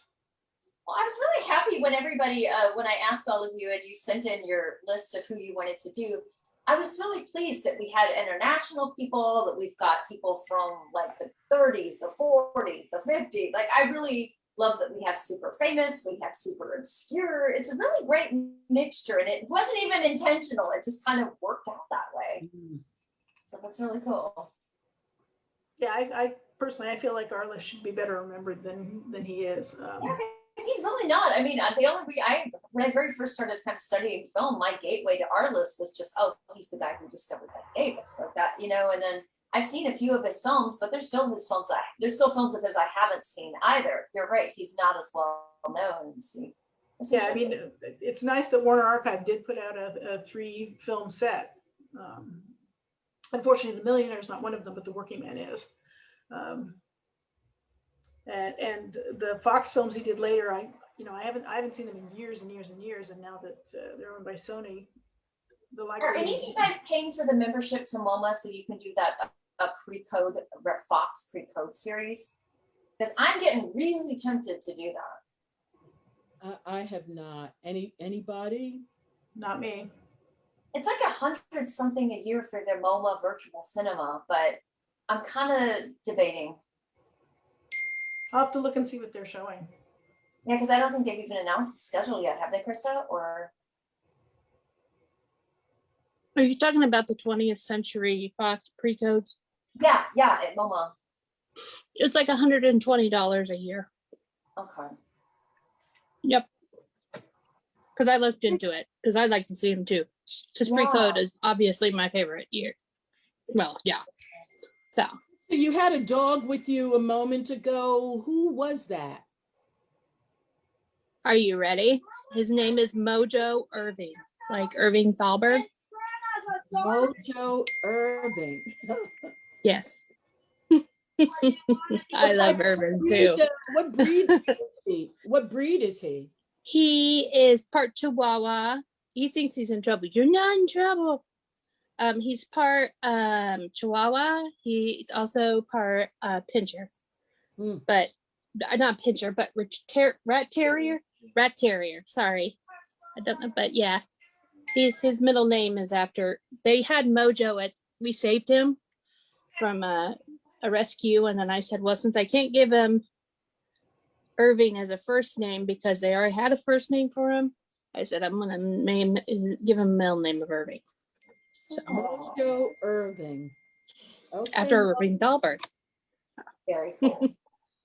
Yep. Well, Ruth had to step away for a minute, so I thought we would do Carrie, Laura Gabriel next. Yes, okay, that's perfect, because I was just going to say that I have to go at 4:30. I've got kind of a hard stop there, so that's great. We're gonna do you next, and then we'll do Danny Miller. So that's the order we'll go in really quick here. So my recipe is Anne Bancroft's lasagna, and I was trying to figure out what to do for this, and I was looking around. I was actually looking for one of Joan Fontaine's recipes, because Joan Fontaine was a cordon bleu chef, and I found a Life magazine article from November 1962 that listed several stars recipes, and Joan Fontaine's was one of them, but below Joan's was Anne Bancroft's lasagna, and I saw that, was like, this is it. This is what I'm making, because Anne Bancroft, super duper Italian. And I thought this is going to be great. So I saw the recipe. It's a lot of lasagna. It's a lot of sauce, a lot of, just every great thing that a lasagna could possibly be. So I thought, yeah, this is what I'm going to make. So let me just sort of go through the recipe and then go through what I did. I pretty much followed it, except I cut it in half, because how can you, make this like gigantic monster lasagna with, 2 people in the house. So let me grab the recipe really quickly. I don't have it up because I didn't know that I was going next, but. Oh, I'm sorry. What was that? But I should have told you that you were next. I apologize. Say that again? Oh, no, that's okay. I should have told you were next. That's okay. Let me just get it really quickly. I can just pull it right. It's on HollywoodKitchenShow.com. Click on Oscar Cook Along, and I posted the whole recipe up there. Yeah, great. Okay. Yeah, let me just get it really quickly. I'm just going to go like this. There it is. Okay. There it is. Okay, so let me just go through the recipe real quickly. So we have olive oil, right? Very important. We have garlic. So I used 2 cloves of garlic in the sauce, and I didn't do any. I essentially infused the garlic into the sauce, which I think is what you're supposed to do. 2 cloves of garlic in the bottom of the pan. Put a little bit of olive oil in the bottom of the pot. Drop the garlic in. So like I said, I cut the recipe in half. So I had 2 13-ounce cans of tomato puree that I put in, and half of a can of the paste, of the tomato paste. So I had a 6-ounce can. I used half of it, and I dropped. The recipe calls for 1 basil leaf, but I actually 1 basil leaf if you're cutting it in half. I actually did put 2 because I like basil. So I put 2 basil leaves in, and I stirred it around a little and just left it for 4 hours. So the sauce cooks for 4 hours. At first I thought this was gonna be a really strange tasting sauce because there's nothing really in it. But after 4 hours, I just, for the taste, I put a little bit of extra pressed garlic in the sauce and a little bit of salt and pepper just to see how it would be. After 4 hours, it came out, it was delicious. So I prepared the meatballs as Anne says in her recipe. I prepared the meatballs while the sauce was cooking. The meatballs I used were Impossible Burger meatballs because we're vegetarian-ish in this house and kind of kosher. So I used Impossible Burger, which is it's essentially the same thing. It tastes the same. And I made my own breadcrumbs. So I took a half of a baguette and, just cut the baguette up into like little pieces and then tossed them in butter, put them in the oven, and they became essentially croutons. And then I crushed the croutons. Laura, yeah. You didn't use cornflakes? No, I did not use cornflakes. Okay. No, I made my own breadcrumbs. I didn't know that cornflakes were an acceptable substitute, but now I know. But this was really nice. A sourdough, essentially croutons, and then crushed them. And I made the meatballs. So this is where where I might suggest, if you're going to make this recipe, to do it a little bit differently than I did. In the recipe, she says to make the meatballs tiny. I made my meatballs too big. And I found when it was done that the meatballs really add a lot of great taste to the lasagna. So I would have liked smaller meatballs and spread out more evenly in the lasagna. It's so incredibly tasty. Did what she said, fried the meatballs until brown, put them in the sauce. So the meatballs cooked with the sauce for the last maybe 2 hours or so of the sauce cooking. And then when the sauce was done, I followed the recipe and put a few spoonfuls of sauce in the bottom of the pan. And I think I put a little bit too much. I think I put a little bit too much sauce in the bottom of the pan because when the lasagna cooked, it became a little bit too wet for me. It didn't really hold together terribly well, but that also could have been because I didn't let it cool long enough. But it was a little bit too wet. So I would really follow what Anne says in her recipe, is just put a few spoonfuls of sauce on the bottom of the pan, and then a layer of lasagna. So my lasagna cooking experiences in the past have been not to cook the noodles, to put the noodles uncooked on the pasta. But this recipe calls for you to cook the noodles first. So that's what I did. Layered them on top, then covered them with the meatballs, and then slices of mozzarella. So I used kind of standard Safeway mozzarella slices. I just got a block of mozzarella and sliced it and put it on top of the meatballs. I would say you should use really good mozzarella because I found that the sort of Safeway mozzarella, there's a lot of it, and it gets kind of dense maybe. So if you're gonna do this, and I think Danny is going to do it for Charles's birthday. So I would say, Danny, get good mozzarella, solid, deli mozzarella. I already have. Good, fantastic. And then did exactly what she said, did the layers, and then sprinkled with Parmesan cheese. The rest of it was pretty straightforward, covered with aluminum foil, bake at 350, and then another 20 minutes, and another 20 minutes with the cover off. Sorry, I baked it about 25 minutes with the aluminum foil on, then took the cover off and baked it for another 15. And that was it. So it turned out looking like this. Let me see if I can I put a photo in the chat? Sure, and I'll post it. You also put it in the Facebook Messenger. I did, yes. I put it in, but just in case somebody doesn't have access to my Facebook. Oh, okay. I can put it here in the chat. Oops. Did you get it, everybody? I'll have to get up and see if it came through.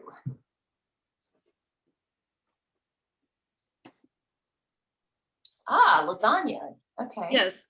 So it came out looking like that, extremely cheesy, and you can see the big meatballs. So if I would suggest one thing, it would be really do make them small, like she says, and make them cover all the pasta.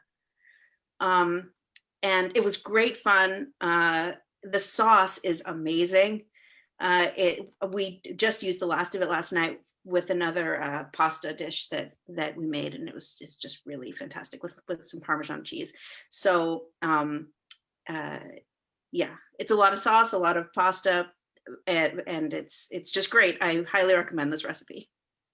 Great. I think I'll have to try to do it for one. It sounds terrific. Yeah, it's really nice, and she knows what she's talking about. Really, boy, this recipe is like everything that I strayed from. I'm like, I should have followed her. So Danny, you're gonna make it for Charles's birthday? I am, yes. He requested it when I started talking about it, and we love Anne Bancroft, so perfect. You are raising him right. I'll put a picture of it because I'm going to do it exactly as she said. So I'll show you what it looks like with the little teeny meatballs. Yeah, good. Yes. All right. So Danny, you are up next, and you are going to make Shirley Winter's Caesar salad. Yes, which is a wonderful pairing with Laura's Anne Bancroft's lasagna. And, I'm realizing as I watch this whole show that I'm prejudiced. We always talk about, well, did the stars really make these recipes that are attributed to them? And the only ones I really believe are the Italians. Like, there's no way Sophia Loren didn't make that pasta and Anne Bancroft. And I don't know how many of you know that Anne Bancroft's real name is Anna Maria Italiano. You can't get more Italian than that. And her actual accent is like unbelievable when you think of the classy, Mrs. Robinson and all her wonderful characterizations. Then you hear her talk in real life. It's like, oh, is she putting on a bit? But no. It's from the Bronx, Italian Bronx. Yeah, no, she was, I would trust Anne Bancroft with a red sauce to save my life. But I love Shirley Winters, who's not, she, by the way, not to count how many nominations each of our people has, but she had 4 and she won 2 Oscars. Her first nomination was for Place in the Sun, which it always surprises me that it was she was put up for Best Actress. And I mean, she's amazing in the film, but I just think, you know, strategically, like, why wasn't she up for Best Supporting Actress, which she probably would have won? And of course, she was up the year, there was no way she was going to win because she was up against Vivian Leigh for Streetcar Named Desire and Katharine Hepburn in The African Queen. But it was still extremely exciting for her because, you know, I don't know if you all know all about her past, but, you know, she started, unlike her reputation later, she was a bombshell. She was, you know, a sex goddess. And then, you know, but she longed for these more serious roles. And so she went in to audition for George Stevens for Place in the Sun with not a stitch of makeup on. And I mean, that film, I can never not watch it when it's on, but it like literally tortures me. I feel like the worst person in the world because every time, you know, they're in the rowboat and I'm like, oh God, just please die, Shelley Winters, because at that point in the film, you know, we want Montgomery Clift to be with the just jaw-droppingly, amazingly beautiful, kind, wonderful Elizabeth Taylor and not stuck with poor Shelley Winters, who frankly, you know, identify way more with her character than I ever would with Elizabeth Taylor. So, but we always loved Shelley Winters in my house. She, like my family, was first generation American Jewish, nice Jewish girl from immigrant ancestry. Her name was Shirley Shrift. She wrote an amazing, well, she wrote 2 books, but her book, Shelley, also known as Shirley, it's really one of the best written biographies. And boy, she doesn't hold anything back. I mean, every affair, every situation, you know, I also feel listening to this show that she's like the Kevin Bacon, because as every person talks, I'm like, okay, well, she had an affair with Clark Gable later on. She, you know, she lost to Vivian Leigh. She's connected to everyone in some way, but a phenomenal actress. Anyway, I am actually gonna, with Caesar salad, and I make Caesar salad all the time, but her recipe is very odd to me, so I want to try it. And you don't want to make that in advance, but it's really quick. So I'm just going to follow to the letter Shelley's recipe. Oh, and as I was going to say, I trust the Italians. Okay, she wasn't Italian, she was Jewish, which is almost the same thing. But she was married. Another trustworthy group. Yes, she was married to Vittorio Gassman, and I just, you know, she was constantly cooking for him, and so she was the real deal. Anyway, so when I make Caesar salad, I just do it a totally different way. I never even heard of putting vinegar in it, frankly. I use lemon juice, but hers, and she wants you to, I do mine in the wooden bowl after I rub it with garlic, but she says use a glass jar, and she starts with 2 tablespoons of wine vinegar, which I have here. I've never made this. I'm going to serve it to my family later. There's some odd ingredients in my opinion. 6 tablespoons of really good olive oil. So do that. Let's see. Here's a weird one. I mean, for me, a teaspoon of dry mustard, you know, like the Coleman's mustard. Mm-hmm. Never heard of that. Maybe this is more authentic. You know, I admit the Caesar salad I make might not be the most authentic one. Has anyone ever heard of putting dry mustard in Caesar salad? I've heard of putting Dijon mustard in it. Yeah, well, I don't do that either, but yes, I mean, I do certainly do it in a basic Danny, when you do it at home, do you rub the wooden bowl with the garlic? I do, and then I also add tons of garlic in the dressing before the salad goes in. Now she has garlic, but she just puts it on the lettuce before she adds the dressing. So I'm just gonna do it her way. 2 dashes of Worcestershire sauce, and I usually put more than that in. Mm-hmm. Some freshly ground pepper. And that's it for and then you screw your top on and shake the bejesus out of it. So let's see what happens. Okay, and then, oops, I forgot. The one thing I wanted to keep ice cold was the romaine. So talk amongst yourself for 1 second. I'm gonna run and get the romaine I washed. It's in my fridge. And while Danny's doing that, the rest of the lineup is this. When Danny's done, Ruth will present her Cary Grant entree. Teresa will make the final cocktail of the evening. And I if you don't have time for that, it's okay. If you don't have time, I'm good. Okay, well, Ruth will do Cary Grant. I will do Hattie McDaniel, and if we have time, we'll close it out with Teresa. Okay, and if not, I'm fine. By the way, I have 2 framed photos of Shirley with her Oscar. Shirley! I love Shirley Winters. I think she's so fantastic. I'll talk about her other Oscar nominated performance. Here's one where she's kissing it. I'm sure, well, so the next time she was nominated was for The Diary of Anne Frank, playing Mrs. Van Dam so amazingly. Or wait, no, yeah, that was the next one. And she won, and she donated her Oscar to the Anne Frank House in Amsterdam, where I've seen it. She had a pretty good relationship with Otto Frank, who came to the set, and, you know, it was very meaningful for her to know him. So I've watched my romaine. You know, when I do it, I just kind of break it up because it's easier to eat, but I always see in movies and stuff and in restaurants, they keep the lettuce leaves whole. Which is impossible to eat gracefully in a restaurant. Especially on a first date. I lived a year in France, and you know, if you're ever in France and serve lettuce, that's a big piece, like literally the worst thing you can do is to take a knife and cut it. You pick it up, right? Well, either, yeah, I mean, I've seen, and they mostly use like a softer lettuce, but like, so I lived with this French family, and I would watch them, because at one time I did cut my lettuce and they were so horrified I almost got kicked out. And it doesn't matter how big the piece is in, they'll just put it in and then just like very adeptly keep shoving it in their mouth till it's all in there. Well, that's how Asians, you know, they scoop in, until you get all the noodle in. And so here, this is weird to me, but maybe it's more authentic. So then I have some really good croutons, good to make yourself, throw those in. And then she has the garlic. Now I would have mixed mine in. I don't even have a spoon here, but and she said 1 clove of garlic. Of course, that means at least 2. I'm gonna mix it all up later, but it's a little odd to me. And then she said half a can of mashed anchovies. So of course I'm using the whole can. I love anchovies.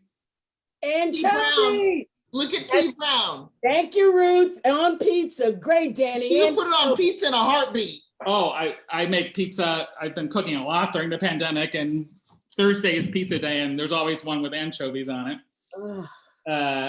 And then don't forget wait, what does she say to do first? Yeah, she says, so I've grated, and I highly recommend hand grating your delicious Parmesan cheese. So I've got half a cup of that, probably more. A bowl. And then here we go. So she shakes it up. I mean, her marriage to Vittorio Gassman didn't last that long. Maybe he didn't like her cooking. I don't know. What about Anthony Franciosa? You know, she had a lot of Italians in her life. Oh, she talks about Marlon Brando a lot in her book. That's worth reading. You said she tells all. She tells all. That's where, if you've heard of one of the most infamous episodes that came out of her book, was when she and Yvonne DiCarlo were fairly young starlets at the studio, and they went out with now aging Errol Flynn and Clark Gable.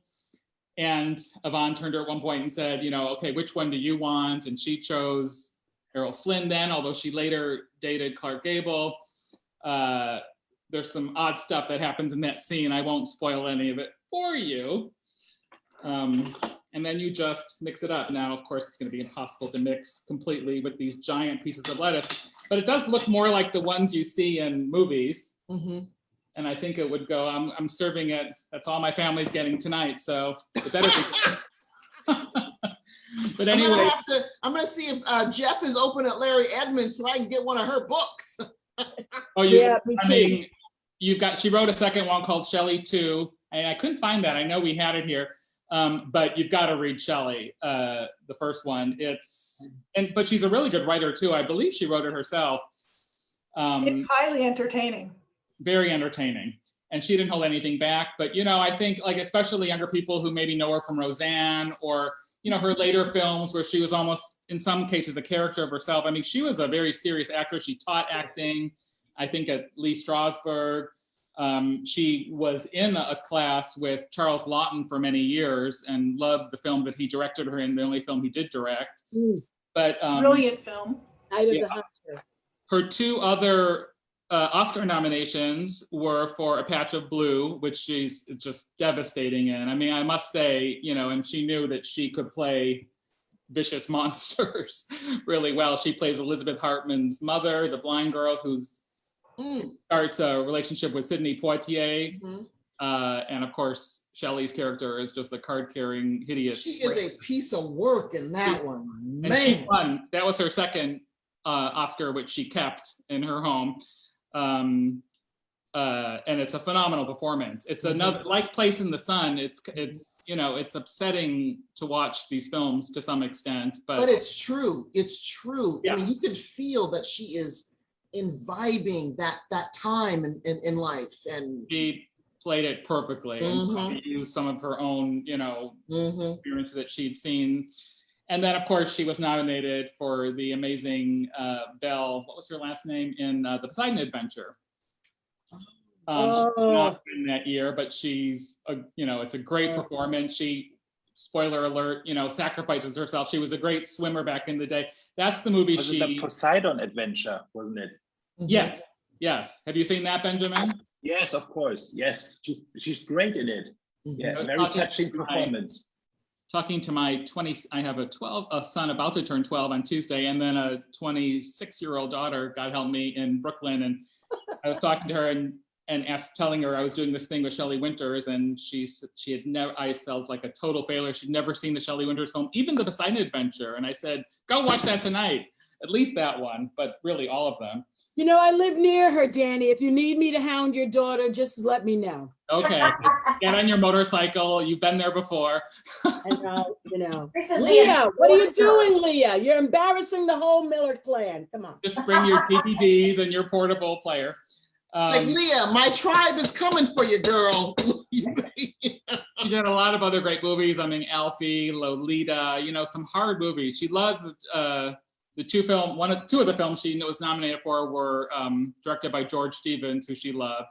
And again, as I started to say, she was like this kind of bombshell, but Place in the Sun changed the score for her. She really became a different kind of actress after that. There was one funny story in her book where, of course, Elizabeth Taylor was only 19 then, I think, and literally, I mean, at the height of her beauty, it like almost hurts your eyes to look at her. She's so beautiful in that film. And of course, you know, Shelley knew that she was playing. I mean, she didn't really look like that character. She could be quite glamorous, but, you know, she agreed not to wear any makeup. But one day they were offset, and Elizabeth Taylor was like putting on her, you know, amazing makeup, and she was curling her eyelashes, her beautiful long eyelashes over her violet eyes. And she said, oh, Shelley, you know, I know you're not wearing makeup, but you really should. You have such long eyelashes. You need to curl them. Let me show you how.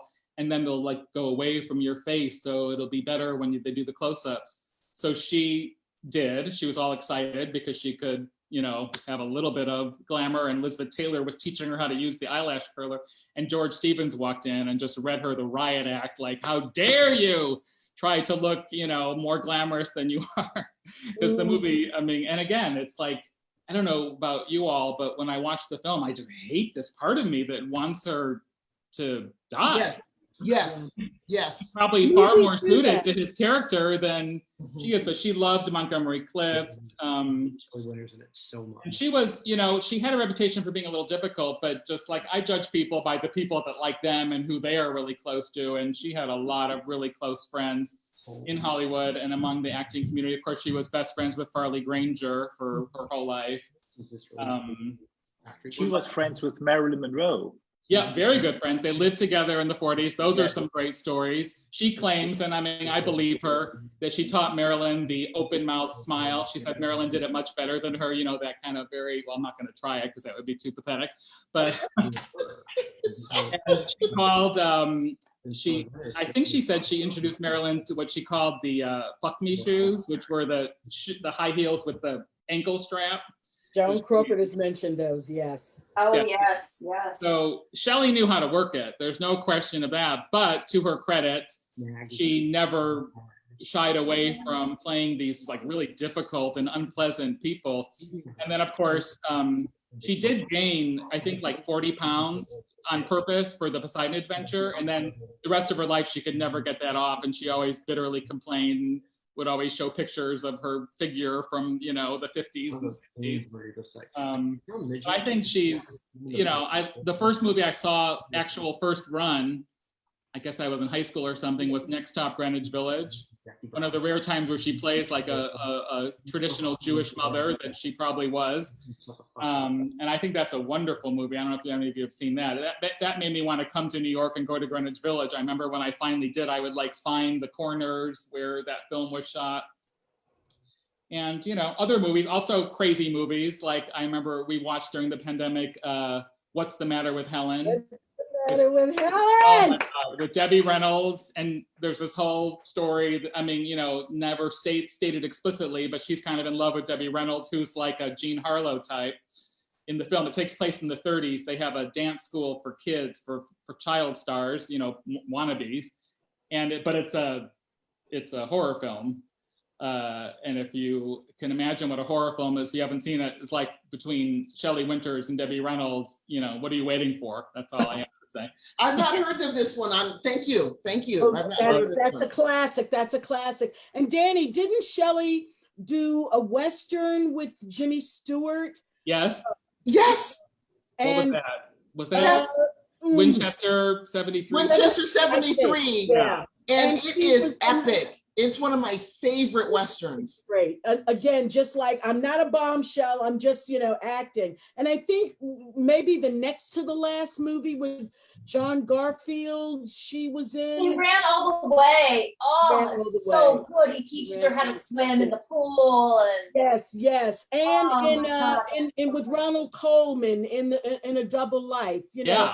Actually, that was the movie before Place in the Sun that really began her ascent, because she just thought she was just destined to be starlet of the week, you know, but it was that movie. Yeah, she loved doing that. And then Place in the Sun brought her over the edge. And again, like, wow, almost shocking that she got a Best Actress nomination. Too bad it was in that. Supporting, yeah. She was underrated, very underrated.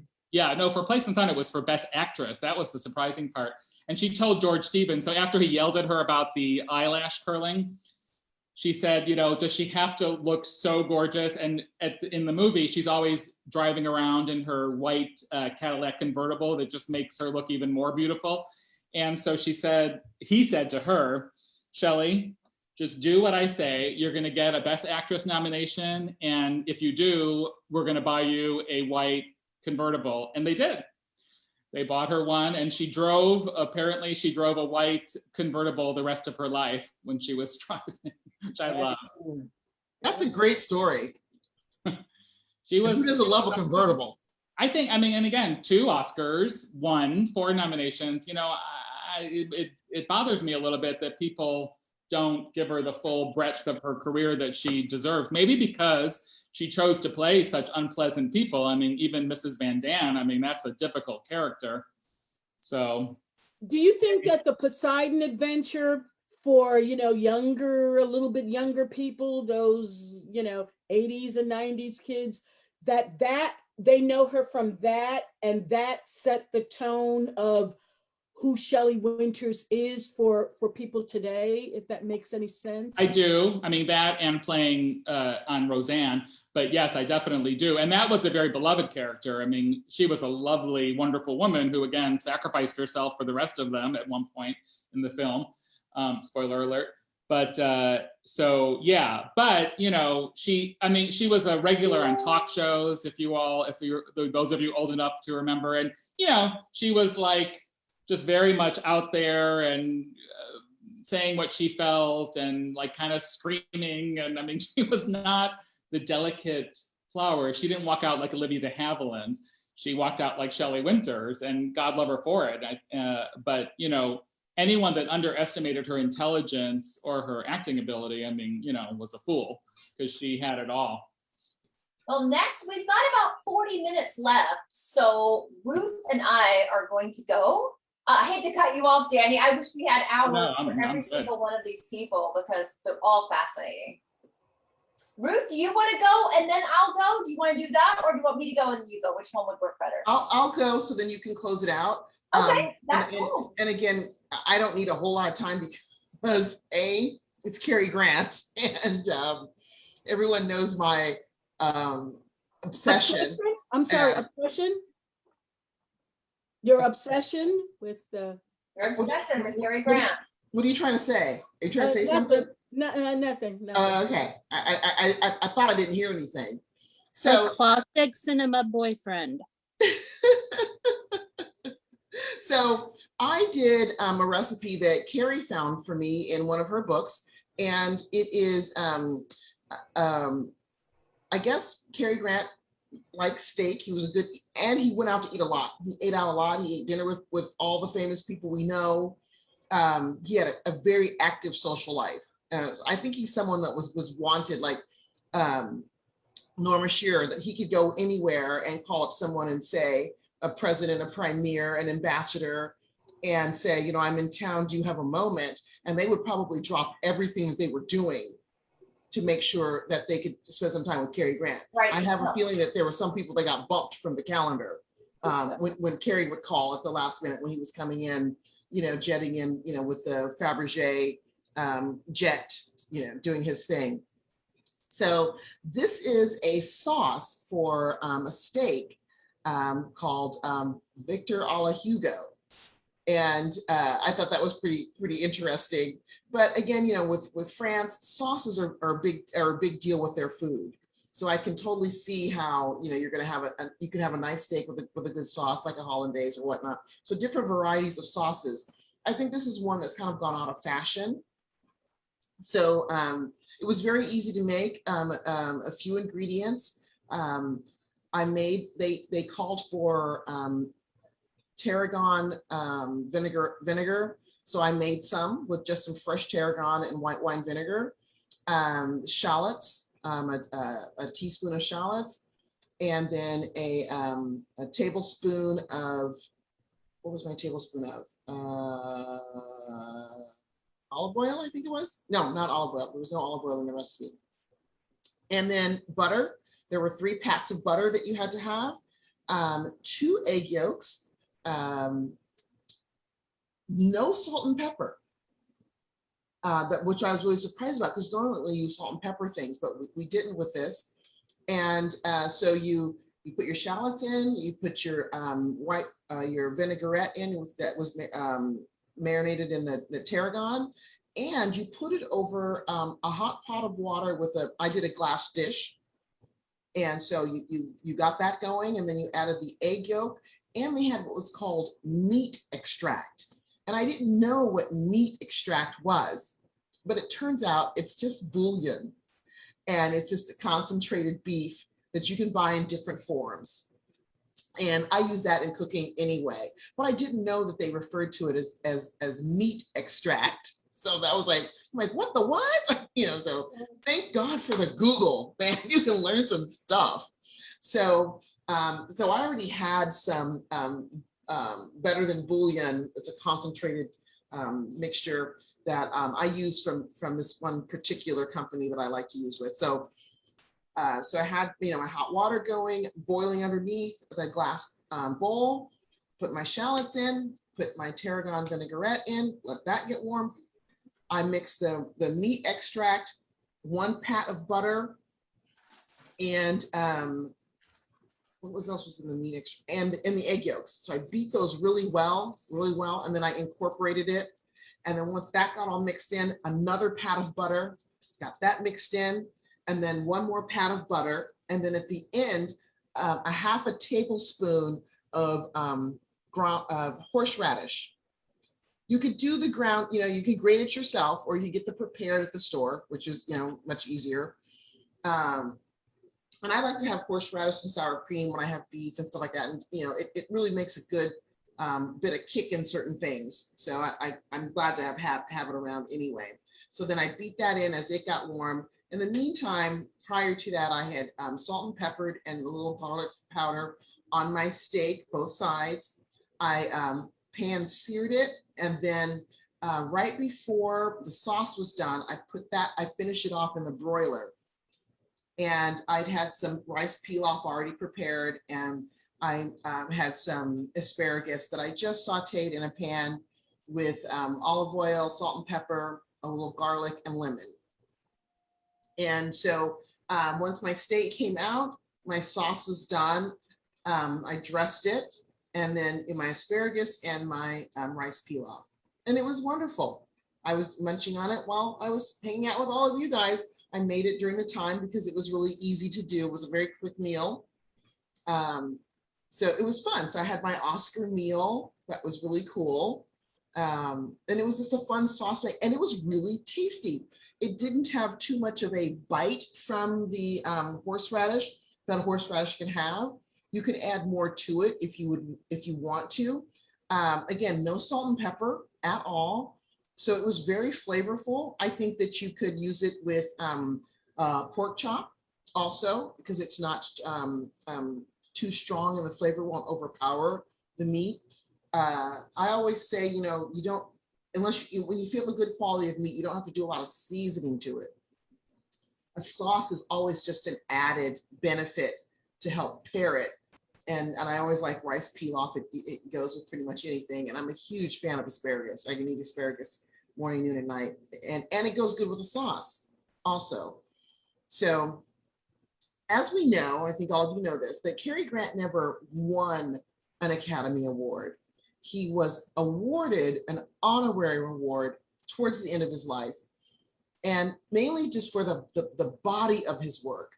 From what I've been able to research, because he was more of an independent contractor in that aspect and wasn't under contract with any particular studio, he kind of did not get that. We love him in any one form of, like whether it was RKO or MGM, or he just was his own person. And I think that worked against him. I think Barbara Stanwyck had the same problem where Oscars were concerned, because again, yeah, she wasn't like not affiliated with one studio, not recognized with one studio who could perhaps push him. Because they did promote that, if they're, like we do now, like now it's even more so. But I think that was part of the problem. I think that there was like a chip on people's shoulder about the studios, like, well, he thinks he's too good for us, but they didn't mind cashing in the money.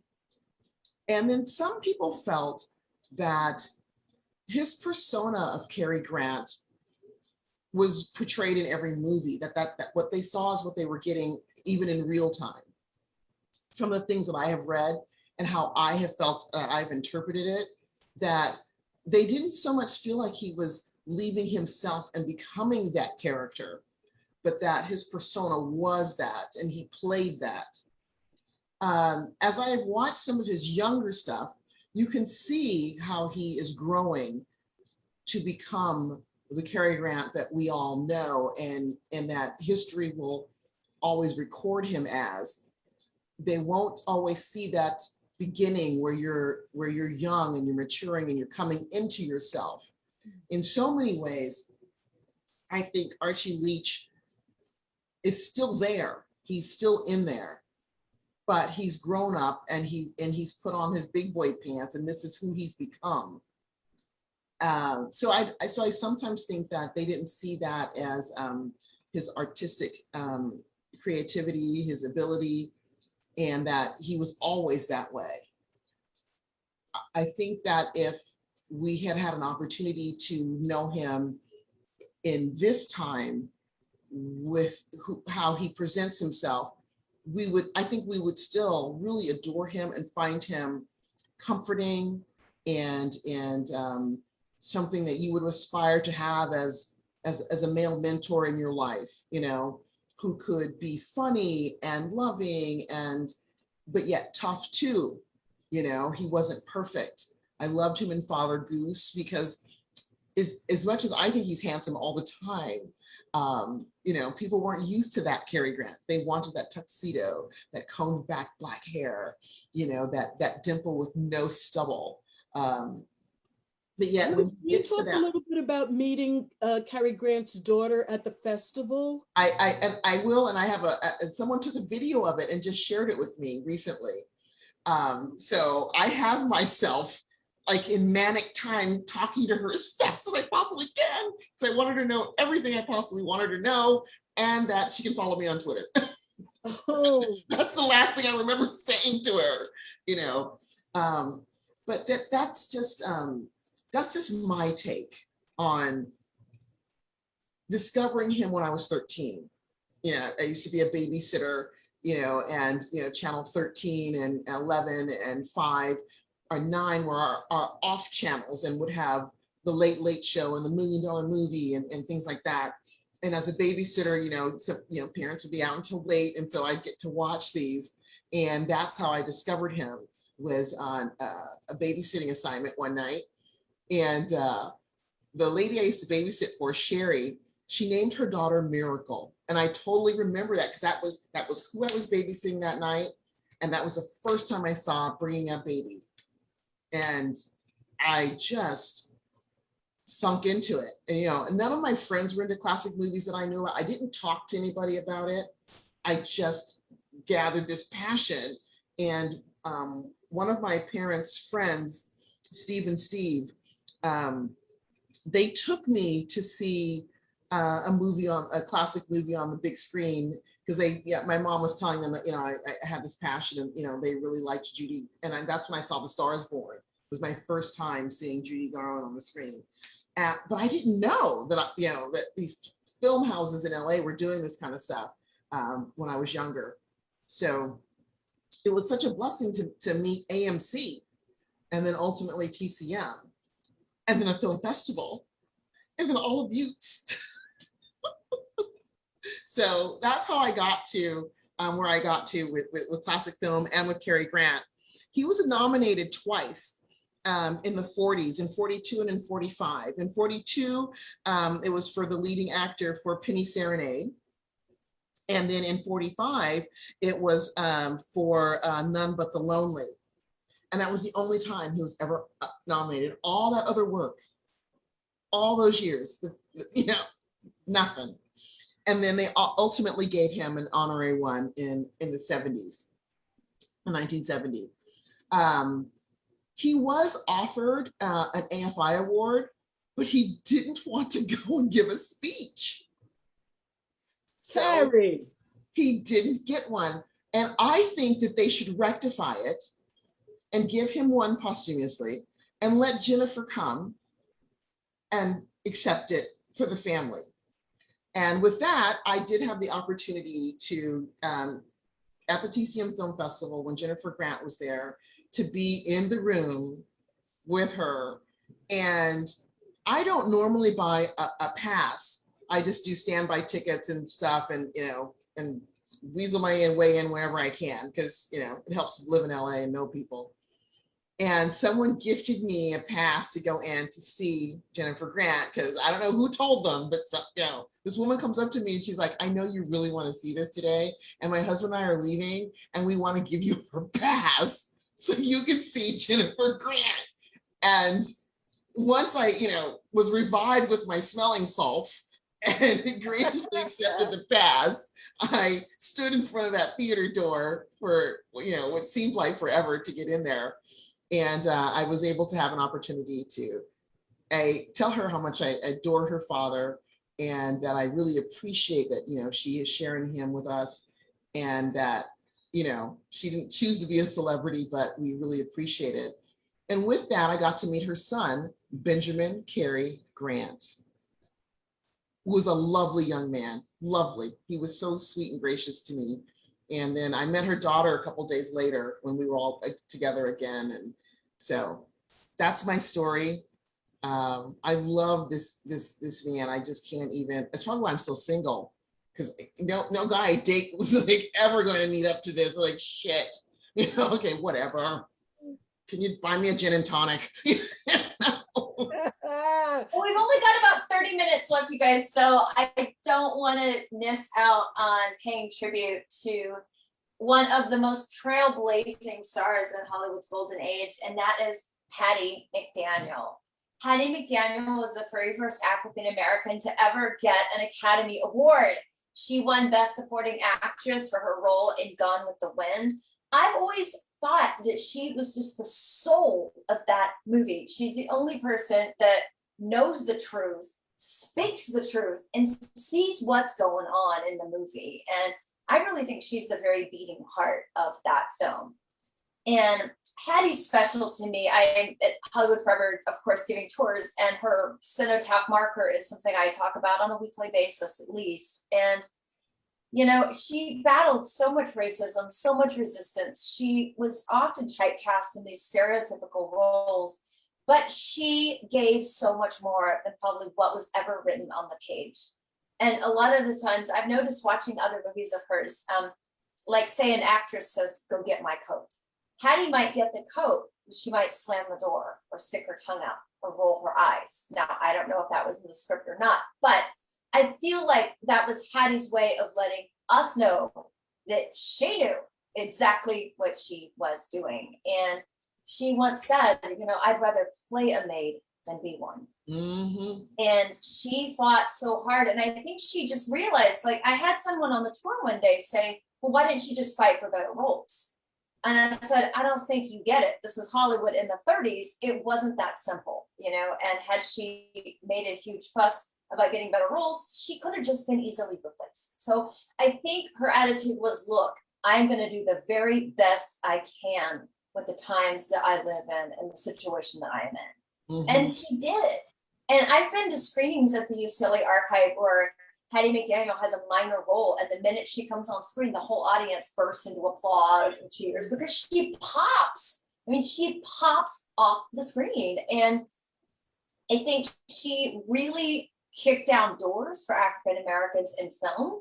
And after her death, she wanted to be at Hollywood Forever. That was her last wish. The owner in the early 50s at that time was racist, told the family no. So she's interred at Angeles Rosedale.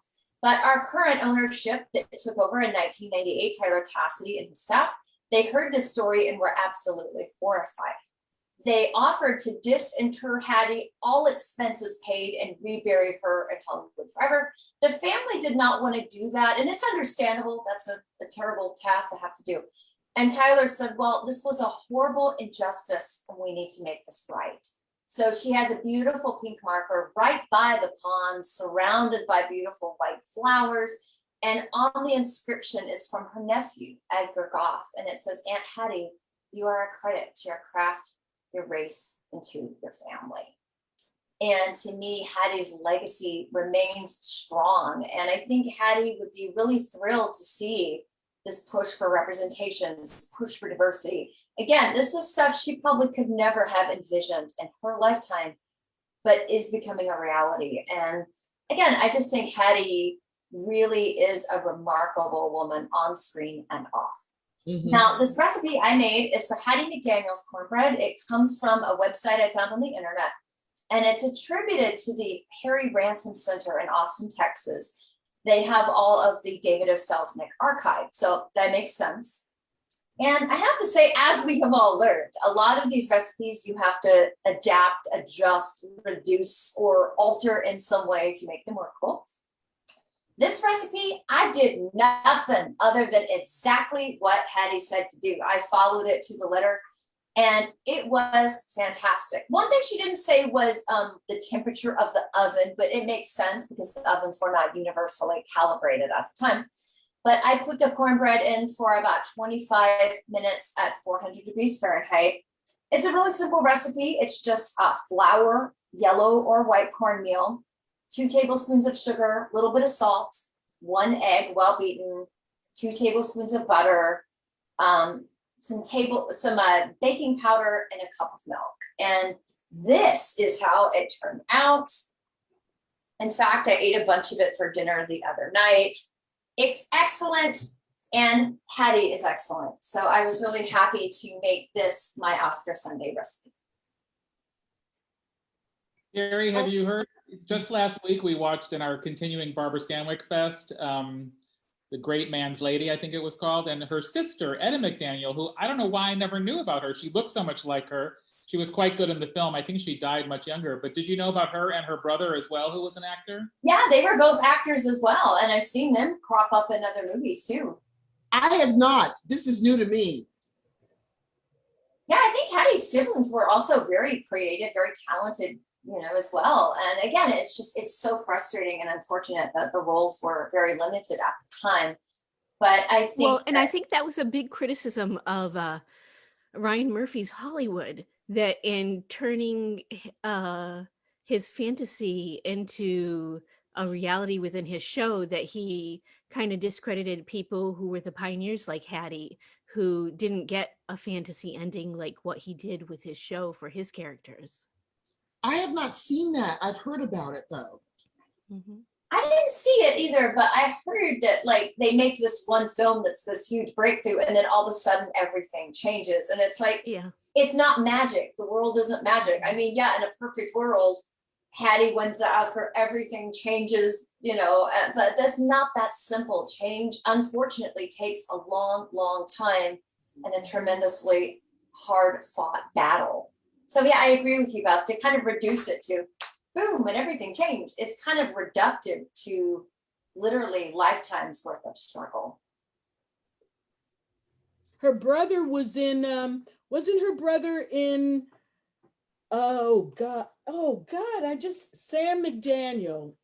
I'm sorry, I spoke too soon. You look like her too. They all look so much alike. Yes, round face, cheeks. And beautiful smiles. I have to tell you guys, I think most of you guys know I'm adopted. When I met my biological family on my birth mom's side, I was in my mid 40s at this point, so I've never seen anyone that looked remotely like me. My parents had adopted me or white. So I was meeting like cousins and aunts and uncles that had my features. I was stunned. My brother, when he saw my picture, I said, do you want to do a DNA test? He's like, no, wait until you see the rest of us. So I can't wait to see Hattie McDaniel's brother and sister now. I'm going a deep dive. And by the way, about the Oscar, because we have talked about what happens to some of these Oscars, Hattie, even though she posed with a full Oscar statuette, at the time for the supporting categories, you only got a plaque with a little Oscar on the side, which I heard that. Well, when Hattie died, the Oscar plaque was donated to a university in Washington, D.C. The name of it is escaping me at the moment. But anyway, it was put in a plaque. The plaque was put in a glass case at this school in D.C. And then sometime around the 60s, it vanished and has never been seen again. Is Howard University in DC? Because I'm thinking it's Howard University, but I don't remember its location. Yeah. And there were rumors that due to a lot of social upheaval in the 60s and civil rights movement, that someone got angry, shattered the glass, and threw the Oscar plaque in the Potomac River. I've heard rumors of that. I don't know if that is true. But to this date, Hattie's Oscar plaque has never ever surfaced. They need to reissue one. I think so too. She does an amazing job in This Our Life when she talks with Olivia de Havilland about her son. She's a mother, and she appeals to the people that she works for as a person, and Olivia de Havilland is going to be on her side. But Hattie, my father's older sister's name Hattie, Hattie McDaniel, it's something to see yourself on screen, even if it is a character that's subservient. Hattie never was less than. How she managed to be her strong self within the confines is crazy. And that scene on the staircase with Olivia de Havilland, Gone with the Wind, when they're walking up the staircase slowly, I mean, if that didn't get her the Oscar, I don't know what did. If you can get an Oscar for a telephone like Louise Reiner or Beatrice Straight for, what she did in Network, Hattie. And not to mention, there was so much realness in her. She brought it. She didn't just phone it in. She when she was on screen, she brought it. I think she added to their scripts something they didn't even have. I agree. And by the way, she has 2 stars on the Hollywood Walk of Fame, one for television. I mean, not television, excuse me, one for film, and one for radio. She was also. I don't know her on radio. I think the series was called Beulah. Beulah. Oh, Yeah, okay. Beulah. Yeah. And also in 2006, Hattie got her own United States postage stamp. Oh. Yes, yes, yes. That's a good thing to know, because one of my Cary Grant fellow fans sent me a sheet of Cary Grant stamps, and I was over the top. But now that there's Hattie McDaniel ones to be had, I need some of that. Well, they were issued in 2006, so I don't know if the Postal Service would still carry it, because you know they do these limited runs all the time, but I bet you could find them on eBay, or I'm sure there's places. Yeah, well, someone found some on eBay, and she bought several sheets and figured, well, I've been keeping them in storage for 10 years. I might as well give them out to people. She sent me a sheet of them, and I was I'm gonna frame it. It's crime to pay your American Express bill with Hattie McDaniel. It's a crime. You can't do it. We live right by her. Hey, I saw what you did there. It's just me. I'm a single woman alone drinking. I can eat a Luxardo cherry. I know you're stuffing them in your mouth like you're going to town over there. Hey, Danny, you live near Hattie McDaniel's house, right? Yeah, we live right by her house in Sugar Hill, and we also live right by her grave at Angela's Rosedale. If anyone wants to come over after the pandemic, we'll give you a Hattie McDaniel tour. But her house still stands, and she played a big role in my neighborhood in ending the restrictive covenants, the hideous covenants that were in effect until I think the 40s in Los Angeles. So she was a fighter. Am I correct in hearing stories of her having barbecues at her house and having people over, and the neighbors were just all I didn't hear that, but she definitely, during the war, there were a lot of photos at her house with all of the people. There was like almost a black version of the USO. Yes. Victory Committee, I think. And that Betty Davis was one of the few white performers that appeared with them, which always made me love her. Yeah, But she was a big supporter of Hattie McDaniel's. They had a lot of meetings at Hattie's beautiful Sugar Hill home. Danny, are you saying that house still stands today? Yes. Yeah, it does. I don't know who lives there. I hope they appreciate and know what they have. And her grave is very nondescript, but we visit it often. My son and I often walk to Rosedale on Sundays, and our first stop is always Hattie McDaniel.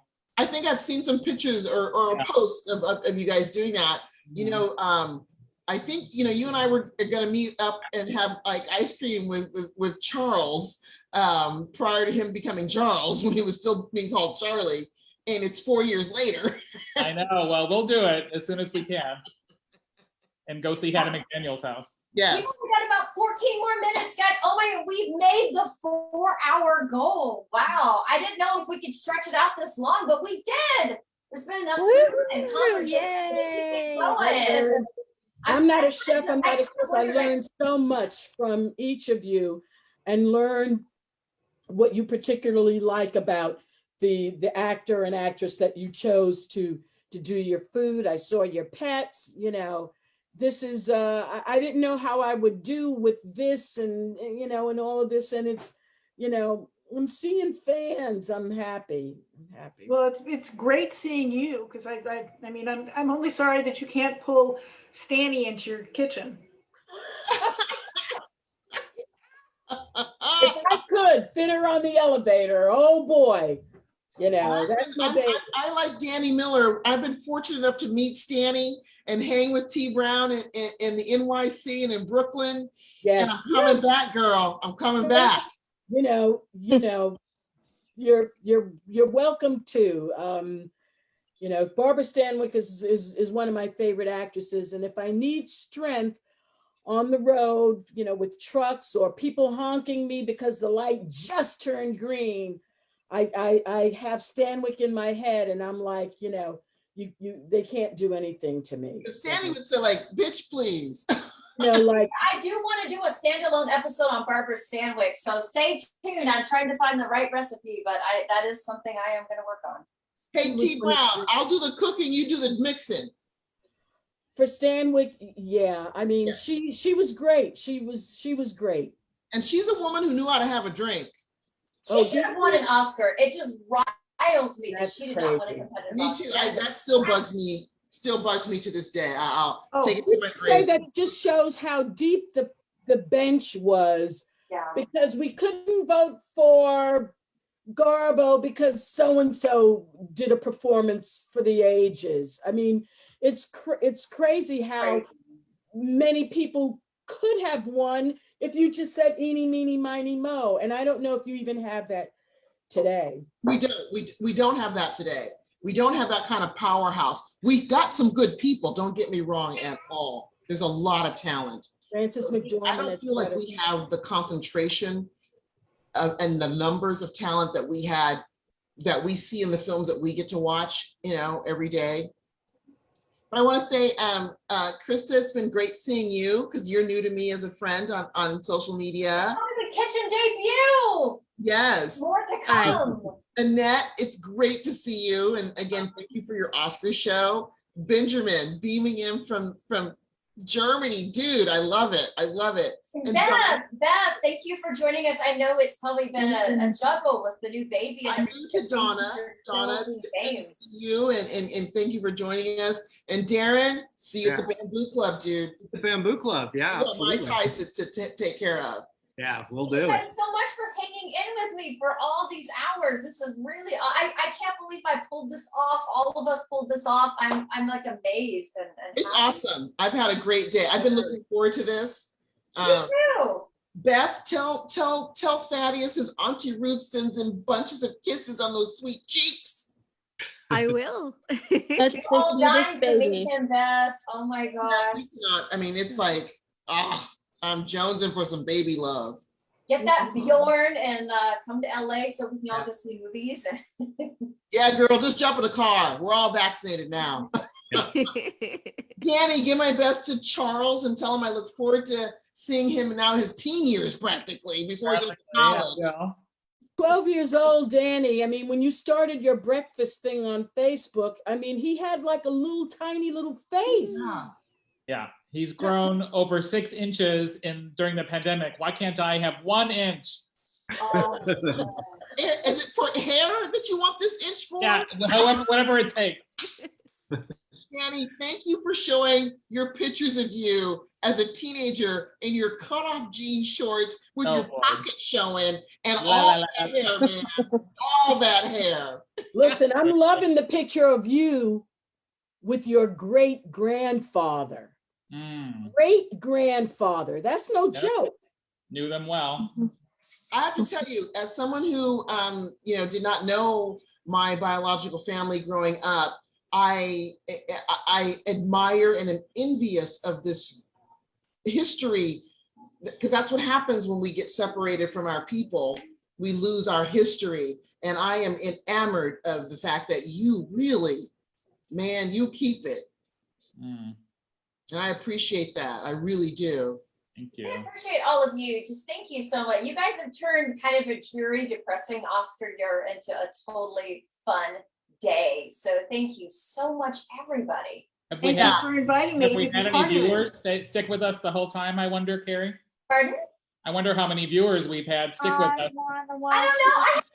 don't know. We've got like over almost 200 comments on this. Wow. Oh my gosh. Well, I'll have to watch those when I log on. I mean, it's going to be crazy when you start to actually look at all of this.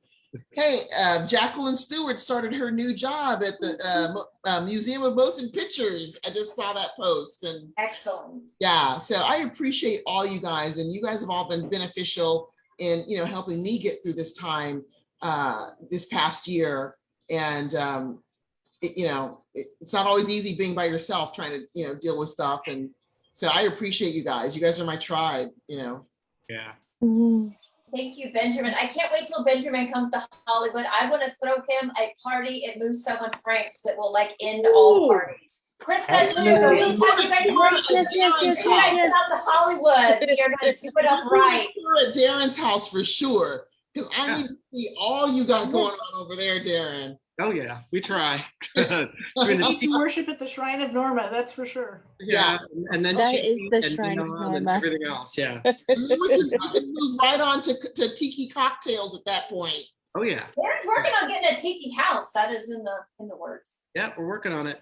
So Darren, I'm looking at getting an RV that I'm going to make tiki. Okay. Yeah. Good. Brilliant. Do it. Yeah. No, Yeah. let's. You won't have to worry about driving home. No, let's. No, wait. All right, my battery's about to die too, but thank All you. so right, much, bye Carrie. guys. Happy Oscar Sunday. Thank you, Carrie. Thank you, Thank you, Carrie. Carrie. so It was much. a lot of fun. Ruthie. Bye.